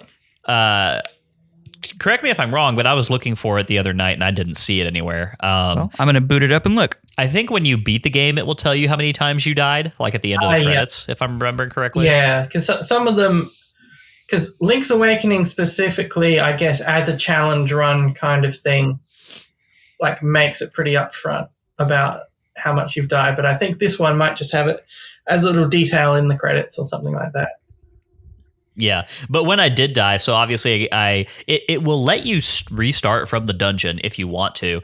I'm curious why you would do that this early in the game, because when you die, the items that you need to be solving the dungeon puzzles go straight back to Ravio. So got to go back to Ravio first, got to re-rent the hammer and the bow and the bombs for me. Go back up to the Tower of Hera. I unfortunately died before I got to the mid-dungeon checkpoint. Ooh, so you had to do the whole thing all over again. So I had to climb all the way back up through the entire dungeon again, which, it went pretty quick, but still kind of a pain in the butt. Yeah. Yeah, no, I died one time on my way through. It wasn't actually here. I died against Yuga because I was being very lazy and I forgot that I had a bow. Wandering over to catch up to him, and then some guys would appear and I'd fight them and I'd lose a heart. And then I died and I was like, all right, the bow. And then it was easy. But yeah, no, I don't know. I think it's an interesting challenge, and especially with the added aspect of the repo bird that comes to collect your stuff. It's an interesting little challenge. The repo bird. Love that. The what bird? Repo bird. Oh, yeah. Yeah. I have not died yet, luckily. So hoping to continue that streak for as long as possible. I was going to say, you're one death away from being completely bankrupt. Nah. Like, I still have 1,300 rupees. It's fine. So, real quick, Matt, you were mentioning the music in this dungeon. I did just want to follow up from what we were talking about last week with a confirmation that, yes, the 3 Hyrule dungeons all feature the same dungeon theme, which is that awesome reprise of the Link to the Past dungeon music. So, yep. There you go. Now we know. Okay. We've talked about the mechanics of the dungeon. Does anyone else have anything they want to say about the area before the boss before we go and talk about the boss? I have nothing to add. Cool. Well, with all that being said, I was realizing the other day, I was listening back to some of our old episodes. I start segues with all that being said quite a lot. All the time?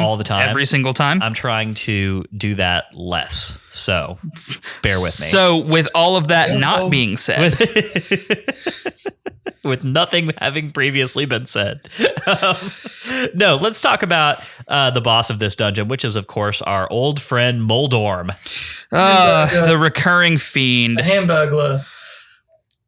the Hamburglar himself. Yeah. Looking significantly less tasty in this version than he has in the past, I have to say. I think something about those bright pixel graphics of A Link to the Past made that look like a much tastier burger than this does. Yeah, he doesn't look particularly appetizing these days. Not at all. Look, what else is there to say? This is maybe the most quintessential of top-down Zelda bosses, right? We've fought Moldorm 100 times. You know the deal. Hit him in the tail. If you get knocked off the arena, you fall down. Fight restarts. He gets all his health back. Tale as old as time. But it does not restart in this one. No. Oh, I didn't fall off this time. I just assumed that that's how it worked. This is Moldorm with a safety net. The fight continues. You don't get knocked out of the room. You get knocked below, but it doesn't treat that as loading screen. You're in a different building kind of, thing. So it does continue the fight. So it is a much nicer, the, what's that in bowling with the bumpers on version of Moldorm? Oh, that's like, but bowling, right? You like, bumper bowling. Yeah, exactly. Bumper bowling. Yeah. No, that's a good way to describe it. That's cool. I had no idea. I didn't get hit by the boss because, again, this is one of those things that will one hit KO you in the hero mode version of the game. And so I was very, very, very cautious while I was doing this fight with Moldorm. I actually pretty much did this whole entire fight keeping the little gap in the middle of the arena between myself and Moldorm and just firing arrows across to hit the tail. Smart. The first 2 hits when he's still moving pretty slow, I did with the sword. But after that, I was just like, nope, we're creating distance and I'm just going to lob some arrows. And I do have to say, that was a fun little challenge, and I was impressed by my own marksmanship. Like, I actually managed to do that without having to spend too terribly much time on it. So, a little pat on the back for myself. My bow skills are decent at best. There you go. Well, you did it. Yeah, you did it without, I assume, without taking a hit. Well, yeah, I had to. Yeah, because otherwise you die. Yeah. No, I did not die fighting Moldorm. I did my tried and true method of stick your sword out in front of you whenever he's running around. That way, if he runs into you, your sword is your buffer, and it just knocks you off instead of damaging you. Yeah. And that way, you also have the added benefit of being able to do a swing attack, which does a lot more damage. So killed him fairly quickly, but it was not foolproof this time around because I almost died. I don't know exactly how, but he circumvented my defenses multiple times. Luckily, they have all those hearts that are on the bottom level, where if you merge into the walls, then I think there's like 6 hearts down there that you can get. So I was able to stay alive and complete the fight and bring Moldorm to his knees for the millionth time, if he even has knees. I don't think you he does. were, sir, finishing this fight. Yes, thank you for the Halo 2 reference. Cool, there you go. Yeah. It was for you. I appreciate you. Yeah. I mean, so here's my question for you, Cody. Have you reached your capacity for the amount of fun that you can possibly have fighting Moldorm, or could you, much like Captain America, do this all day? Oh, I mean, I think I could do this all day. It just, as long as Moldorm just keeps getting longer, like a game of Snake.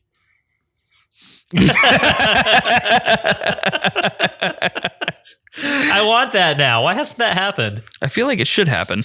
Like Moldorm perfected. Now he's like, it's like a cross between Moldorm and a Hydra, right? Gosh. This sounds like my worst nightmare. Infinitely expanding.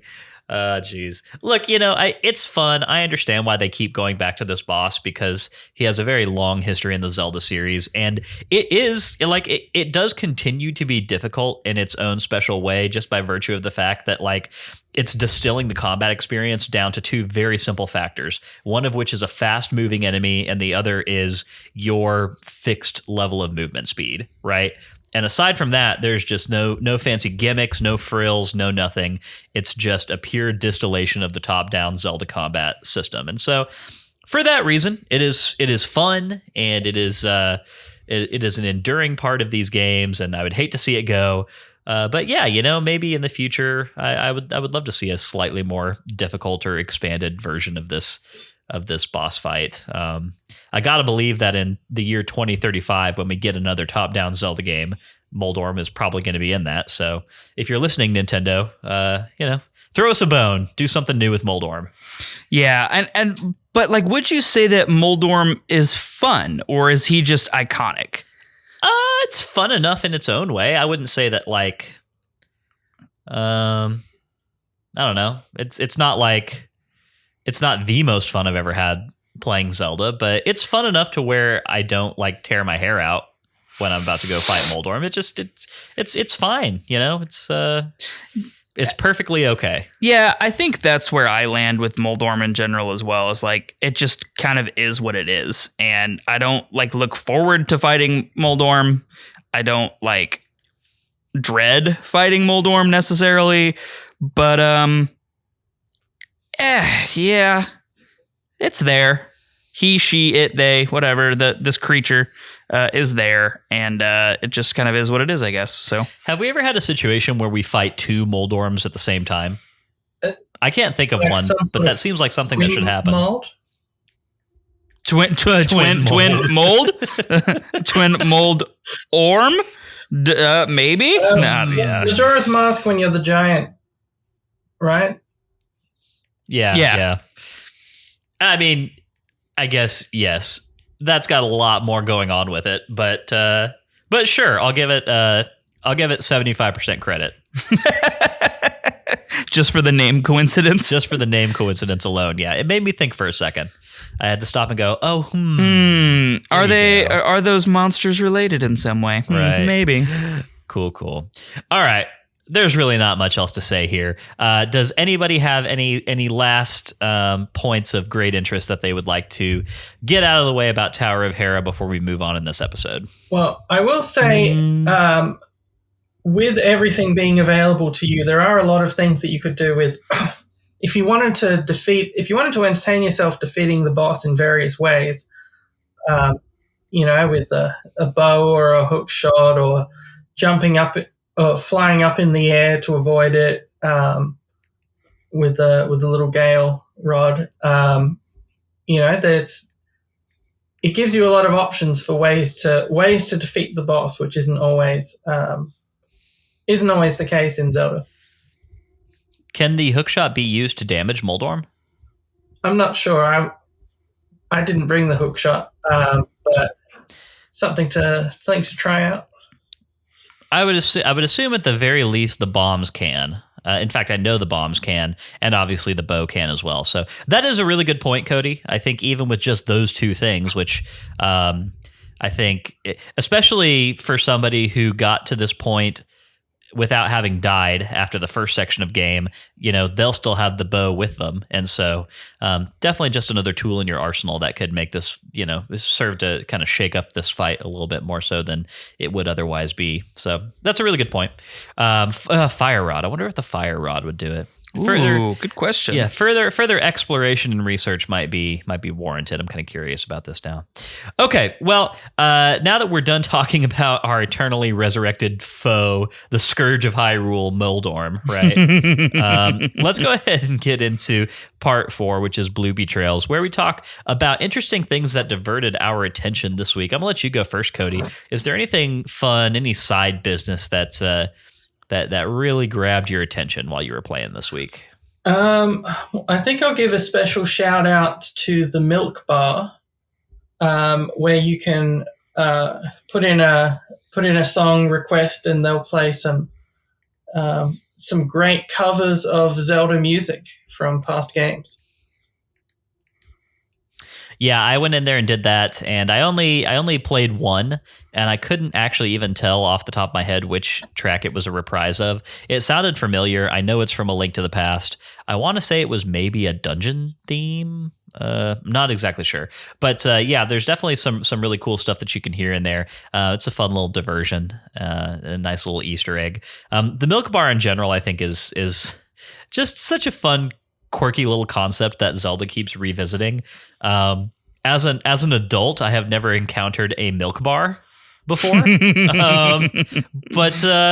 I'd give it a try if for no other reason just to fulfill the novelty, the Zelda of it all. I'm not sure, because I think it's a recurring joke in censorship and that kind of thing, basically, to be like, oh yeah, they're drinking milk. Like, I think it might have been Dragon Ball where Master Roshi has milk edited in, because he's definitely the alcohol. Yeah. Oh, for sure. Yeah, definitely. It would slightly go against the Zelda vibe if Link was doing like shots at the bar, right? So that sounds like a Link I'd want to hang out with. I mean, he's doing shots of magic milk, so whatever that means. Here we have air quotes around magic milk. Magic milk, right? Yes. Yeah, it's so magical. No, the milk bar is always a fun one to visit. For myself, I did a little bit of Maimai collecting after I went back down and got the hammer. I remember, and then got the bombs. I remembered I was like, oh, I should probably go unlock this room before I make it too much further. And so there were one or two that I managed to grab after I unlocked that before I went back up to the Tower of Hera to beat the dungeon. So that was definitely one. I did not make it into any of those dungeon chamber or the puzzle chambers you were talking about, Matt. Mm-hmm. But those are scattered around the overworld. Like there's more than one of those. Fun. They're slotted into areas from A Link to the Past. Like in A Link to the Past, they were other things, but in this game, they kind of are huge chambers. They each have a puzzle, and at the end, they give you lots of rupees. Yep. There was actually one that you walked right past last week on the way to Eastern Palace. You couldn't have gotten into it at the time because you need to wall merge through bars to get into the actual puzzle chamber. But, there's another one over there if you want to go back and get some more rupees. I definitely want to go back and do the puzzle. The rupees are neither here nor there because I have so many. But I would totally. I really enjoyed that. And that was going to be my Bloopy trail. It was really the only thing I did outside of accidentally encountering a Lionel. That was really noteworthy for me, but that puzzle chamber, now that I know there are more of them, I will be looking for them because that was really fun. It was a fun little diversion, and I thought a good addition to the game. The other thing that I did was I expanded my item slots. Oh yeah, so did I! Yay! Is that optional? I don't. I'm not sure. I can't think of anything that is telling you that you have to go there. And okay, so just to clarify, what I'm talking about is at this point in the game, you can go over to, I think it's called the Haunted Grove. In A Link to the Past, it's where Ghosty Flute Boy hangs out. Yes. In A Link Between Worlds, Gully, I guess, likes to hang out over there. But at this point in the game, we keep getting little hints dropped about the fact that major characters that we've been running into are disappearing to somewhere. Wonder where that might be. But if you go over to the Haunted Grove, Gully's mom is looking for him. And when you talk to her, she says, she's worried about Gully, asks you to keep an eye out for him, says that he had an item pouch that he was supposed to be delivering to you, and it's sitting on the stump in the middle of the grove. And after that conversation, you can pick it up, and then you have 2 item slots, which is twice as good as having 1 item slot, I think. Minimum twice. Yeah, minimum twice is good. but to your point, Cody, I don't know if it's a requirement to do that in order to do anything else. I wonder if you could just go through this entire game with 1 measly item slot. That sounds miserable, honestly. Yeah, it's not great.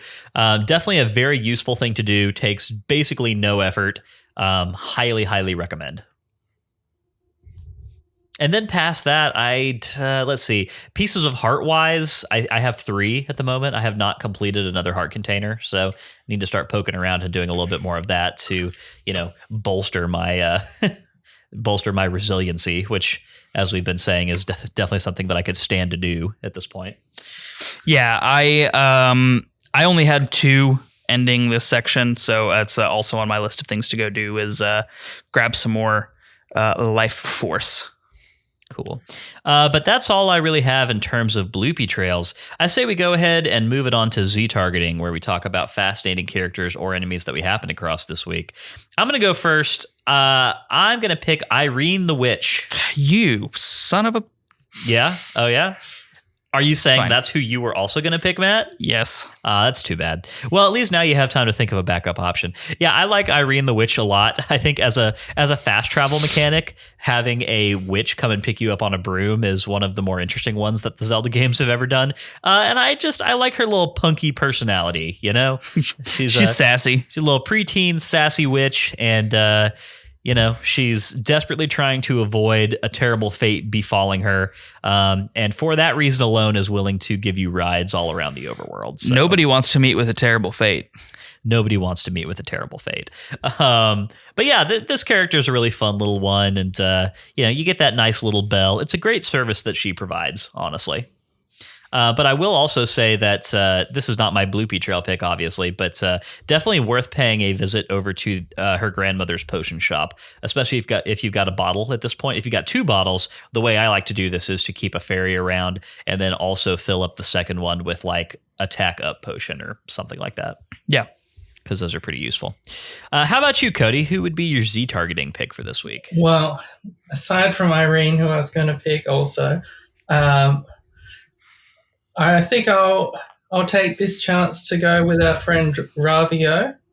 For his sheer audacity to set up in your own house and then act like he's doing you a favor by renting you items and then recollecting them when you die. Just real capitalist energy there. Definitely not the kind of person that I would probably willingly invite to have an extended stay in my home. Great outfit, notwithstanding. So I went back and watched I was refamiliarizing myself as I was writing the plot recap last week, which I guess I'm giving a little bit of background for. I did after the episode aired. That never happens. Hush. I went back and was watching kind of a playthrough just because I'm obviously not familiar with this game, having never played it before, or at least beaten it. And he says in your house before you agree to let him stay there, or after you agree to let him stay there, he's like, I'll pay you rent. And I'm still waiting on that first rent check to come through. So, whenever that happens, I'll be happy to see that hit my bank account in game. But yeah, it's a real ballsy move to just like move into somebody's house. Yeah. Ravio never pays you rent. Yeah. It doesn't surprise me. I didn't think he would, but just, whatever. I wouldn't hold out your hopes for that. He's definitely a bit of a freeloader, that Ravio. Oh, Ravio. All right. Well, my Z targeting pick is going to be the blacksmith's wife for giving me the opportunity to do what I do in most Zelda games, and that is have 2 items slotted at all times. And I greatly appreciate it. And the fact that she made the pouch for you, like, I think that's really sweet. Like, she didn't have to do that. She's just your boss's wife, and she went out of her way to make you a useful item, and thought about you even before you went on this crazy adventure. And it's a sweet lady. I do appreciate the effort. I really do. Yeah, it's very thoughtful. Okay, good one, Matt. Yeah, good one. All right. So that brings us to the end of part 5. Let's get into part 6, which is our final thoughts, where we let Matt wrap up this section of the game in as succinct a way as he can think to do. So this section of game brings us further into the familiar yet very different world of Hyrule from A Link to the Past that we know and love. We further our exploration of the space with the new tools in our tool belt, from any items that you feel like risking renting from Ravio and the Repo Bird.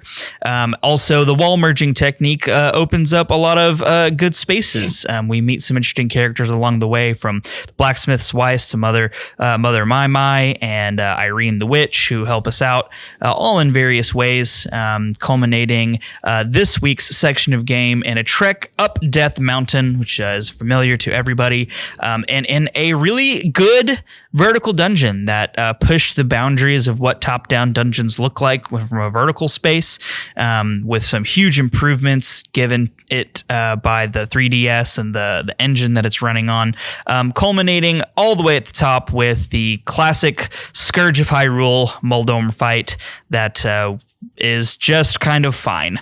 But overall, a good section of game, lots of exploration to be done, and really showcasing the excellence of the remaster of Link to the Past's Hyrule and what the 3DS and the engine can do for a top-down game.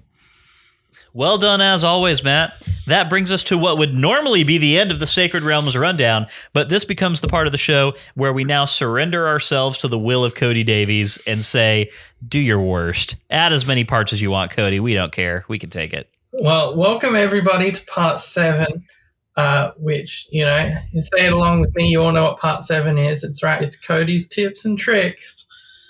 Let's do it. So, Cody's tips and tricks. My tip, don't forget about the Pegasus boots.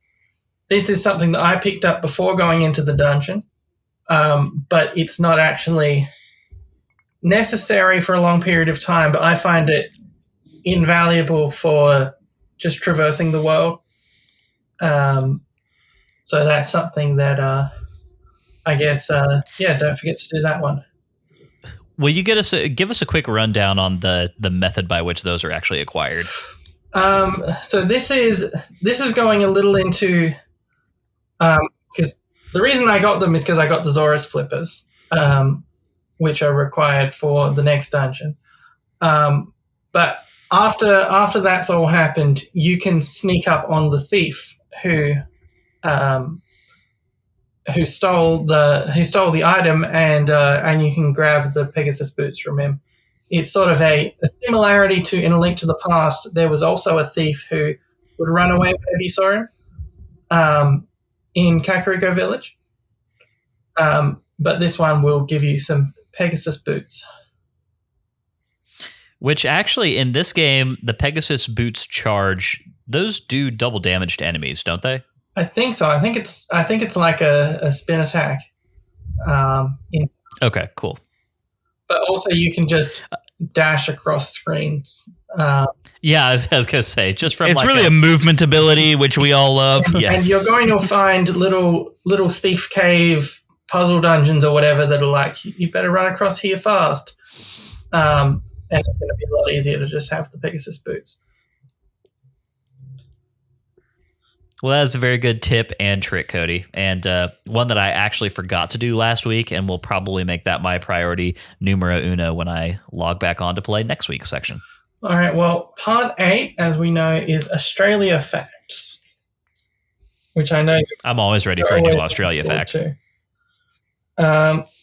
So, Australia is the only English-speaking country to have made voting compulsory, resulting in a voter turnout of about 95%.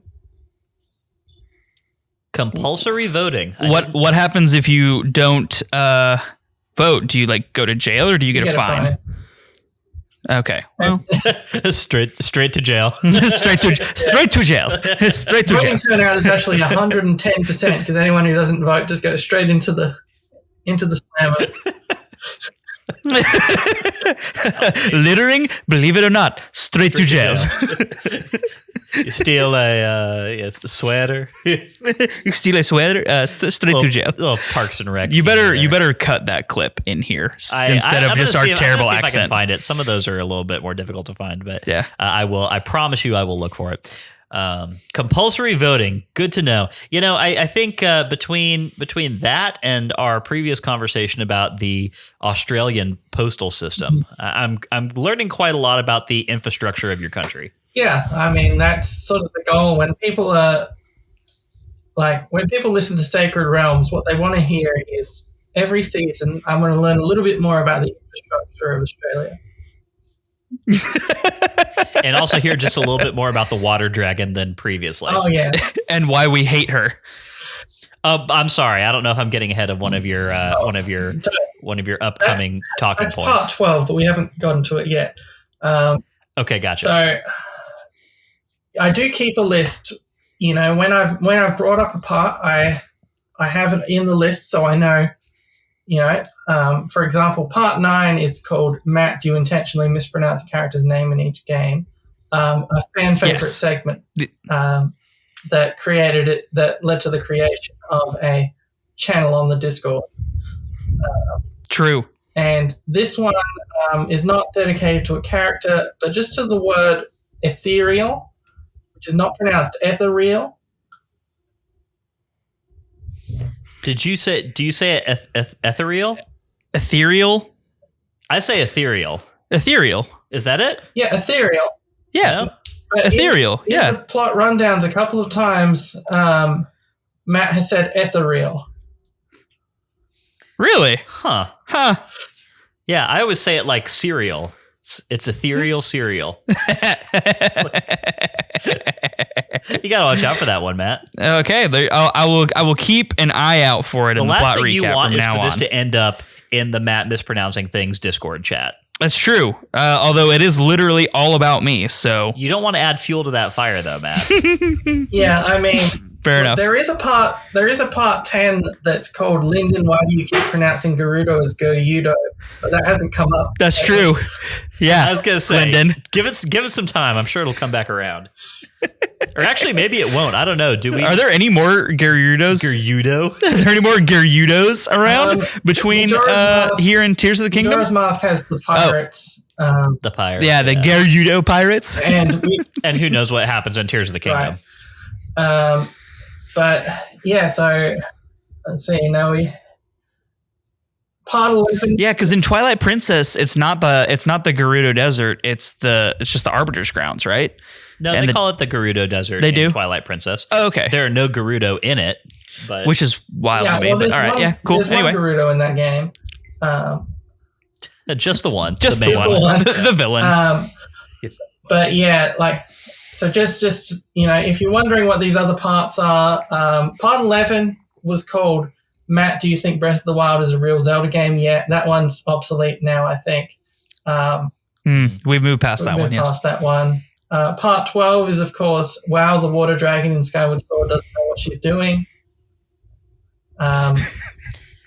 I feel like that one, I can't in good conscience go to that one, given that we ourselves invoked the water dragon. Well, I was about to say, the water dragon doesn't know what she's doing because she hasn't flooded this version of Hyrule. Oh, that's She's fair. flooding the wrong versions of Hyrule. Know when to use her flood powers. Yeah. She's just doing it all wrong. All right, well, never mind. The water dragon's back in the doghouse. She doesn't know what she's doing. So, I'm sure I'll bring that up in every season anyway, so don't worry, part 12 not going away, because it's always worth reminding people that the water dragon doesn't know what she's doing. The water dragon's out there and she can flood your Hyrule at any time. Even if it doesn't need it, but if it does need it, she won't flood it. She won't do it. That water dragon. Keep those tad tones out of my house. Absolutely. All right, 14. What's 14? 13. 13 is... You skipped 13, Matt. It's an unlucky number. It's the one that's called I'm Happy to Guest on Everyone's Zelda Podcast, just like Joshua, which came up after Josh guested on several podcasts. Still an open offer.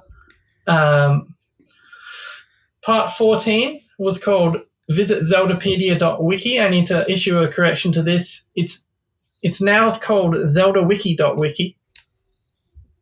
ZeldaWiki.wiki. Well, that has a certain ring to it, yeah.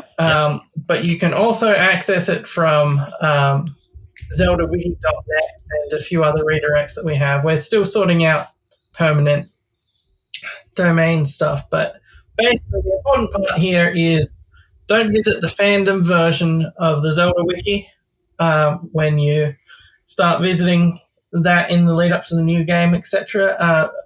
Support independent wiki. Okay. Such as ZeldaWiki.wiki. Definitely. Always support independent. I do have a question. Once Tears of the Kingdom comes out and, obviously new information is revealed, we start, you're going to have a lot of pages that are going to need to be added. How quickly does that process usually go? I mean, is that just a pretty slow burn as people have time to work on it, or do y'all really try to bust ass to get that as comprehensive as it can be? So there's a wiki team who have their own Discord server for organizing things and all of that, and they're constantly updating stuff on the wiki. And so they have when the game comes out, pretty quickly after that, if the staff aren't doing it, then just users will hopefully be doing it, because that's the idea of a wiki, is that it's, the encyclopedia that anyone can edit. That's, Wikipedia's slogan. Wikipedia's slogan, as far as I can tell, is please give me $1 so that we can support this wiki. But its other slogan is, the encyclopedia that anyone can edit. So if you're interested in helping out with wikis and that sort of thing, all you need to do is sort of just understand a bit of you don't need coding knowledge too much anymore, because there's the visual version of editors. But if you've got the information, it's always welcome to help out with compiling it. So would you consider this an open call for volunteers? Yes. There you go. If you have the ability to help out, ZeldaWiki.wiki would appreciate. If you visit it, you should be able to find links to the Discord and all of that, and chat more with the staff there. Which we highly encourage chatting more with the staff at Zelda Universe. They're all awesome. At least the ones we've interacted with. So 100%. Part 15 is the question of the day. Previously, it's been about the games, but this time a more pressing question has been brought to our attention. So the Wario and Waluigi of the Willoughby brothers. What's the situation here? All right. So my vote is, since we have at the top of the podcast discovered that I am Mario and Lyndon is Luigi. Yes. The Wario to my Mario is equally lame. It's just Watt, because you just change the M to a W. Well, but that's just Watt. I think it should be Watthew. Wathew's better. I like Wathew. Yes, Wathew is good. I came up with, so I was thinking, so Matt Willoughby is the Mario, and then Pratt Willoughby, which is just Chris Pratt, is...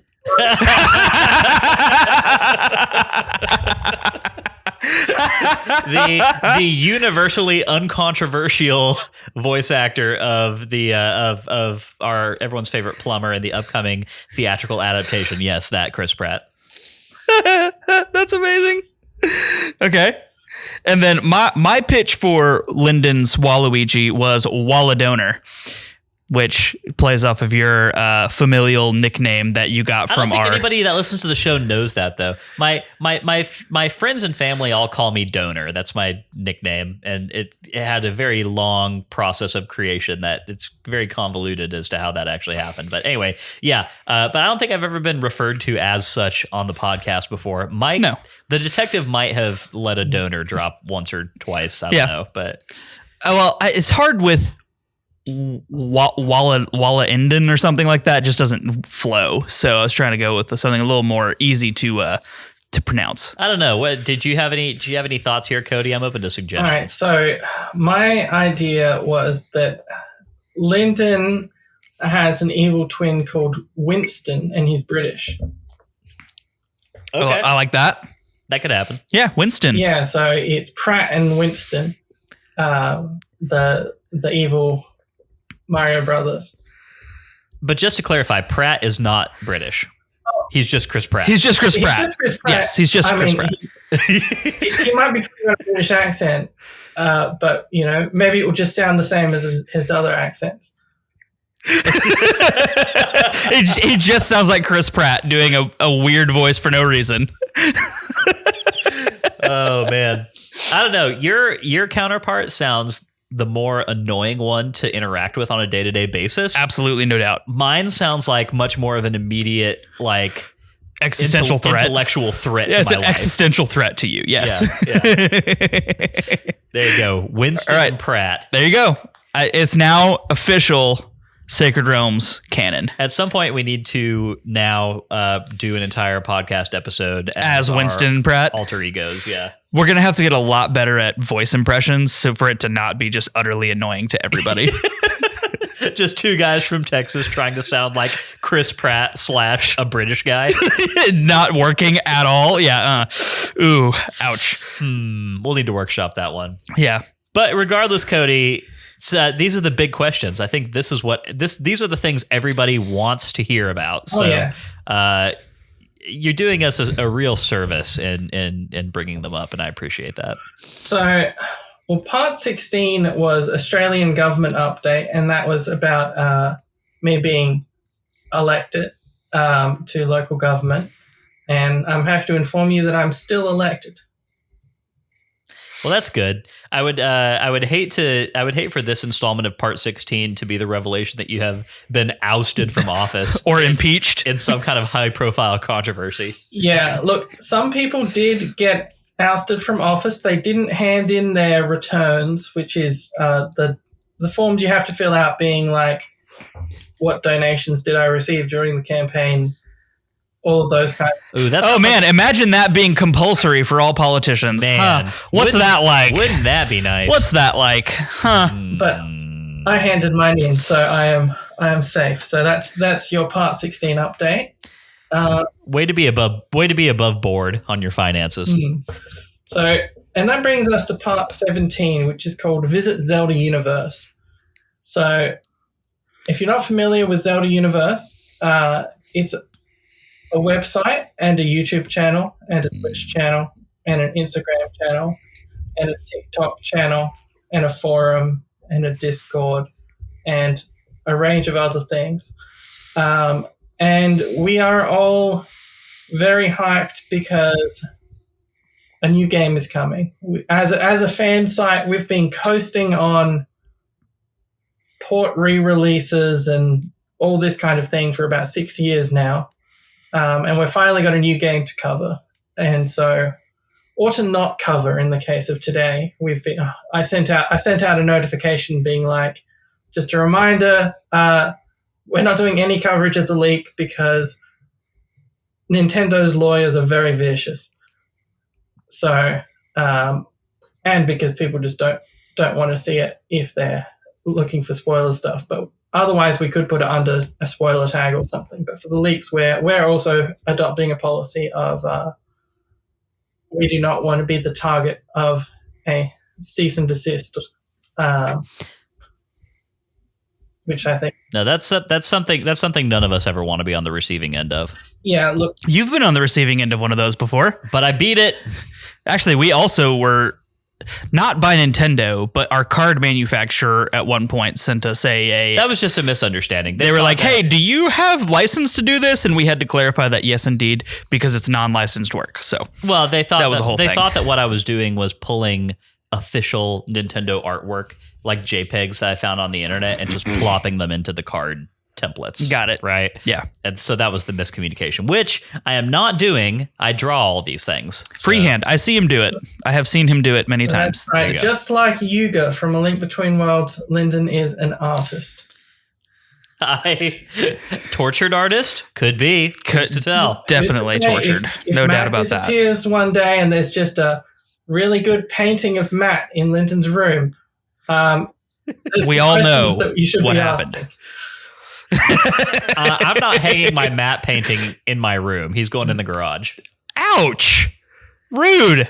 It's not temperature controlled out there. Over the fireplace? Yes, definitely. Okay. Definitely over the fireplace. All right. Well, I'm glad we could come to an agreement on that.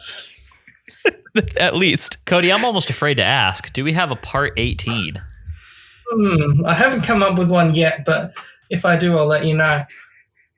Well, that sounds good. Look, all I'm saying is that by the time we get to part 20 better be a real banger. Like, part 20's got it. That's a big deal. That's a big day on this podcast. Oh, yeah. Is the 20-part Sacred Realms rundown. Well, look forward to it. There's plenty more seasons to go. I'm sure there's plenty more parts to add to the Sacred Realms rundown. There is 3-ish years of pod left to run. So, yes, we'll be there. I don't know that there's that much. There's a lot, but... We're not even halfway done, Lyndon. Yeah, we are. No, this is the halfway point game. And that's not including Tears of the Kingdom. We have 17 games on our list, and we have got... This is game 8. We've got 1, 2, 3, 4, 5, 6, 7, 8, 9. You're right. Okay. Okay, cool. Fine, you're right. How's it feel? I mean, always good. Good, I'm happy for Always good. Well, Cody... It's been a fantastic time. Always love having you on the show. Of course, I'm going to reiterate the point that Cody just made, which is that if you do not frequent Zelda Universe, and if you are a fan of the Zeldas, which I'm assuming you are, being a listener of this podcast, Zelda Universe is an excellent online resource that we highly recommend that you check out and that you definitely pay a visit to once or twice, especially in the lead up to the release of a new Zelda game. Lots of stuff going to be happening there, lots of fun stuff. And just a reminder that we do actually release the audio for all of our episodes on their YouTube channel as well. So if you do prefer listening to your podcasts in a web browser on YouTube, then that option is available to you. And there's a lot of other great videos to check out on their channel as well. So anyway, all that is to say, Cody, seriously, it's been a great time. Do you, real quick, just want to remind everybody where they can find you on socials and all that stuff before we get out of here? Yeah, look, if you want to follow me on Twitter, that's at Magicody. That's MAGICODY. Hopefully I still have a Twitter a year from now when we come back to another podcast, but that's not up to me. That's up to Twitter. Who is that up to? That's up to Mr. Elon Musk. So I have no idea where it will be. But for now, that is probably the main place that as a public presence, that if you just want to, tag me in something or whatever, always happy to hear from you. Excellent. Definitely go give Cody a follow. This is just a super pleasant dude, and deserves all the good things and a large influx of followers. I want that for you, Cody. That's what I want for you. Thank you. All right. Well, we will catch up with you again some other time. We're still finalizing the guest list for the remainder of the season, so might catch you again before this is all said and done. We'll see. Just want to say that we have had some conversations with a few other people who are going to be coming back for episodes. Of course, we're going to be getting your old reliables, your favorites. Josh and Max are going to be coming back on, but we will also be having appearances from some people who have not been on the podcast in a little while, and we're going to be making a concerted effort to try and get some new people on here before too long. So stay tuned for more info on that. But I think that's all we've got for this week. Matt, do you have anything else? Any parting shot that you want to shoot off into the ether before we get out of here? I have nothing for the ethereal shot taking. Ethereal. I know, I said it wrong on purpose. No, you said it right that time. Dang it. Now I'm all turned around. This is what happens when Cody's on. Up is down is up, left is right. Summer is winter. Yeah. Oh, wait, that's just Australia. That's just Australia. Well, technically the whole southern hemisphere. But fact, it's currently 38 degrees Celsius. What is that? That's I don't even know what very that is. hot, right? 38 degrees really Celsius toasty. is very hot. Yeah. Hold on, let me do a conversion in my browser. 38 is 100.4 degrees Fahrenheit. Yikes. I mean, that's... Wow. Yeah. Well, being natives of Texas, we are no strangers to that area of the thermometer. So, wishing you the best, Cody. That's toasty by anybody's standards, I think. Yep, I'm just staying inside, air conditioner on, recording podcasts. So it's that's how it goes. Sounds cozy. You'll love to hear it. All right, well, let's go ahead and get out of here. Let's do some outro and call this one done for the week. If you enjoyed today's show and you'd like a little extra Sacred Realms in your life, you can head over to patreon.com/Sacred Realms Pod and become a patron. If you've got no rupees, it's not a problem. 5-star Apple Podcast reviews are a great free way to support us. More reviews means that more people see our show. That makes us very happy Hylians. Follow us on Twitter and Instagram at Sacred Realms Pod for updates on the podcast and for behind-the-scenes action. Sacred Realms will be back next Wednesday with our thoughts on A Link Between Worlds Chapter 3. We'd love for you to play along with us and to share your thoughts on our social channels. A Link Between Worlds is playable on the Nintendo 3DS and 2DS family of systems. And Cody, remind me, has the eShop gone down yet? No, the 3DS eShop is somewhere near the end of March. It will go down. And I think there's some stuff that might be going down later this month, but I'm not sure. But I think everything except I think you'll be able to re-download old games and stuff for the foreseeable future. But if you need to buy, for example, like Ocarina of Time 3D for their little buyer's choice deal or whatever on there, you can get that for the next month. Cool. So all that is to say, if you do not own a copy of A Link Between Worlds or Ocarina of Time, Majora's Mask, any of those 3DS Zelda games, now is probably the time to head over to the eShop and download those to your system because it's already pretty difficult to find hard copies of all of those things. And to echo a point that frequent friend of the pod, Josh, made in our Discord channel last week, once the eShop goes down, the prices of those hard copies, when you do manage to find them, are probably going to be quite a bit higher. Yes. So this is your 1 month-ish warning. Go download your software. It's a good thing to do. But in the meantime, may your hearts be full. May your arrows never miss. We will catch y'all next time.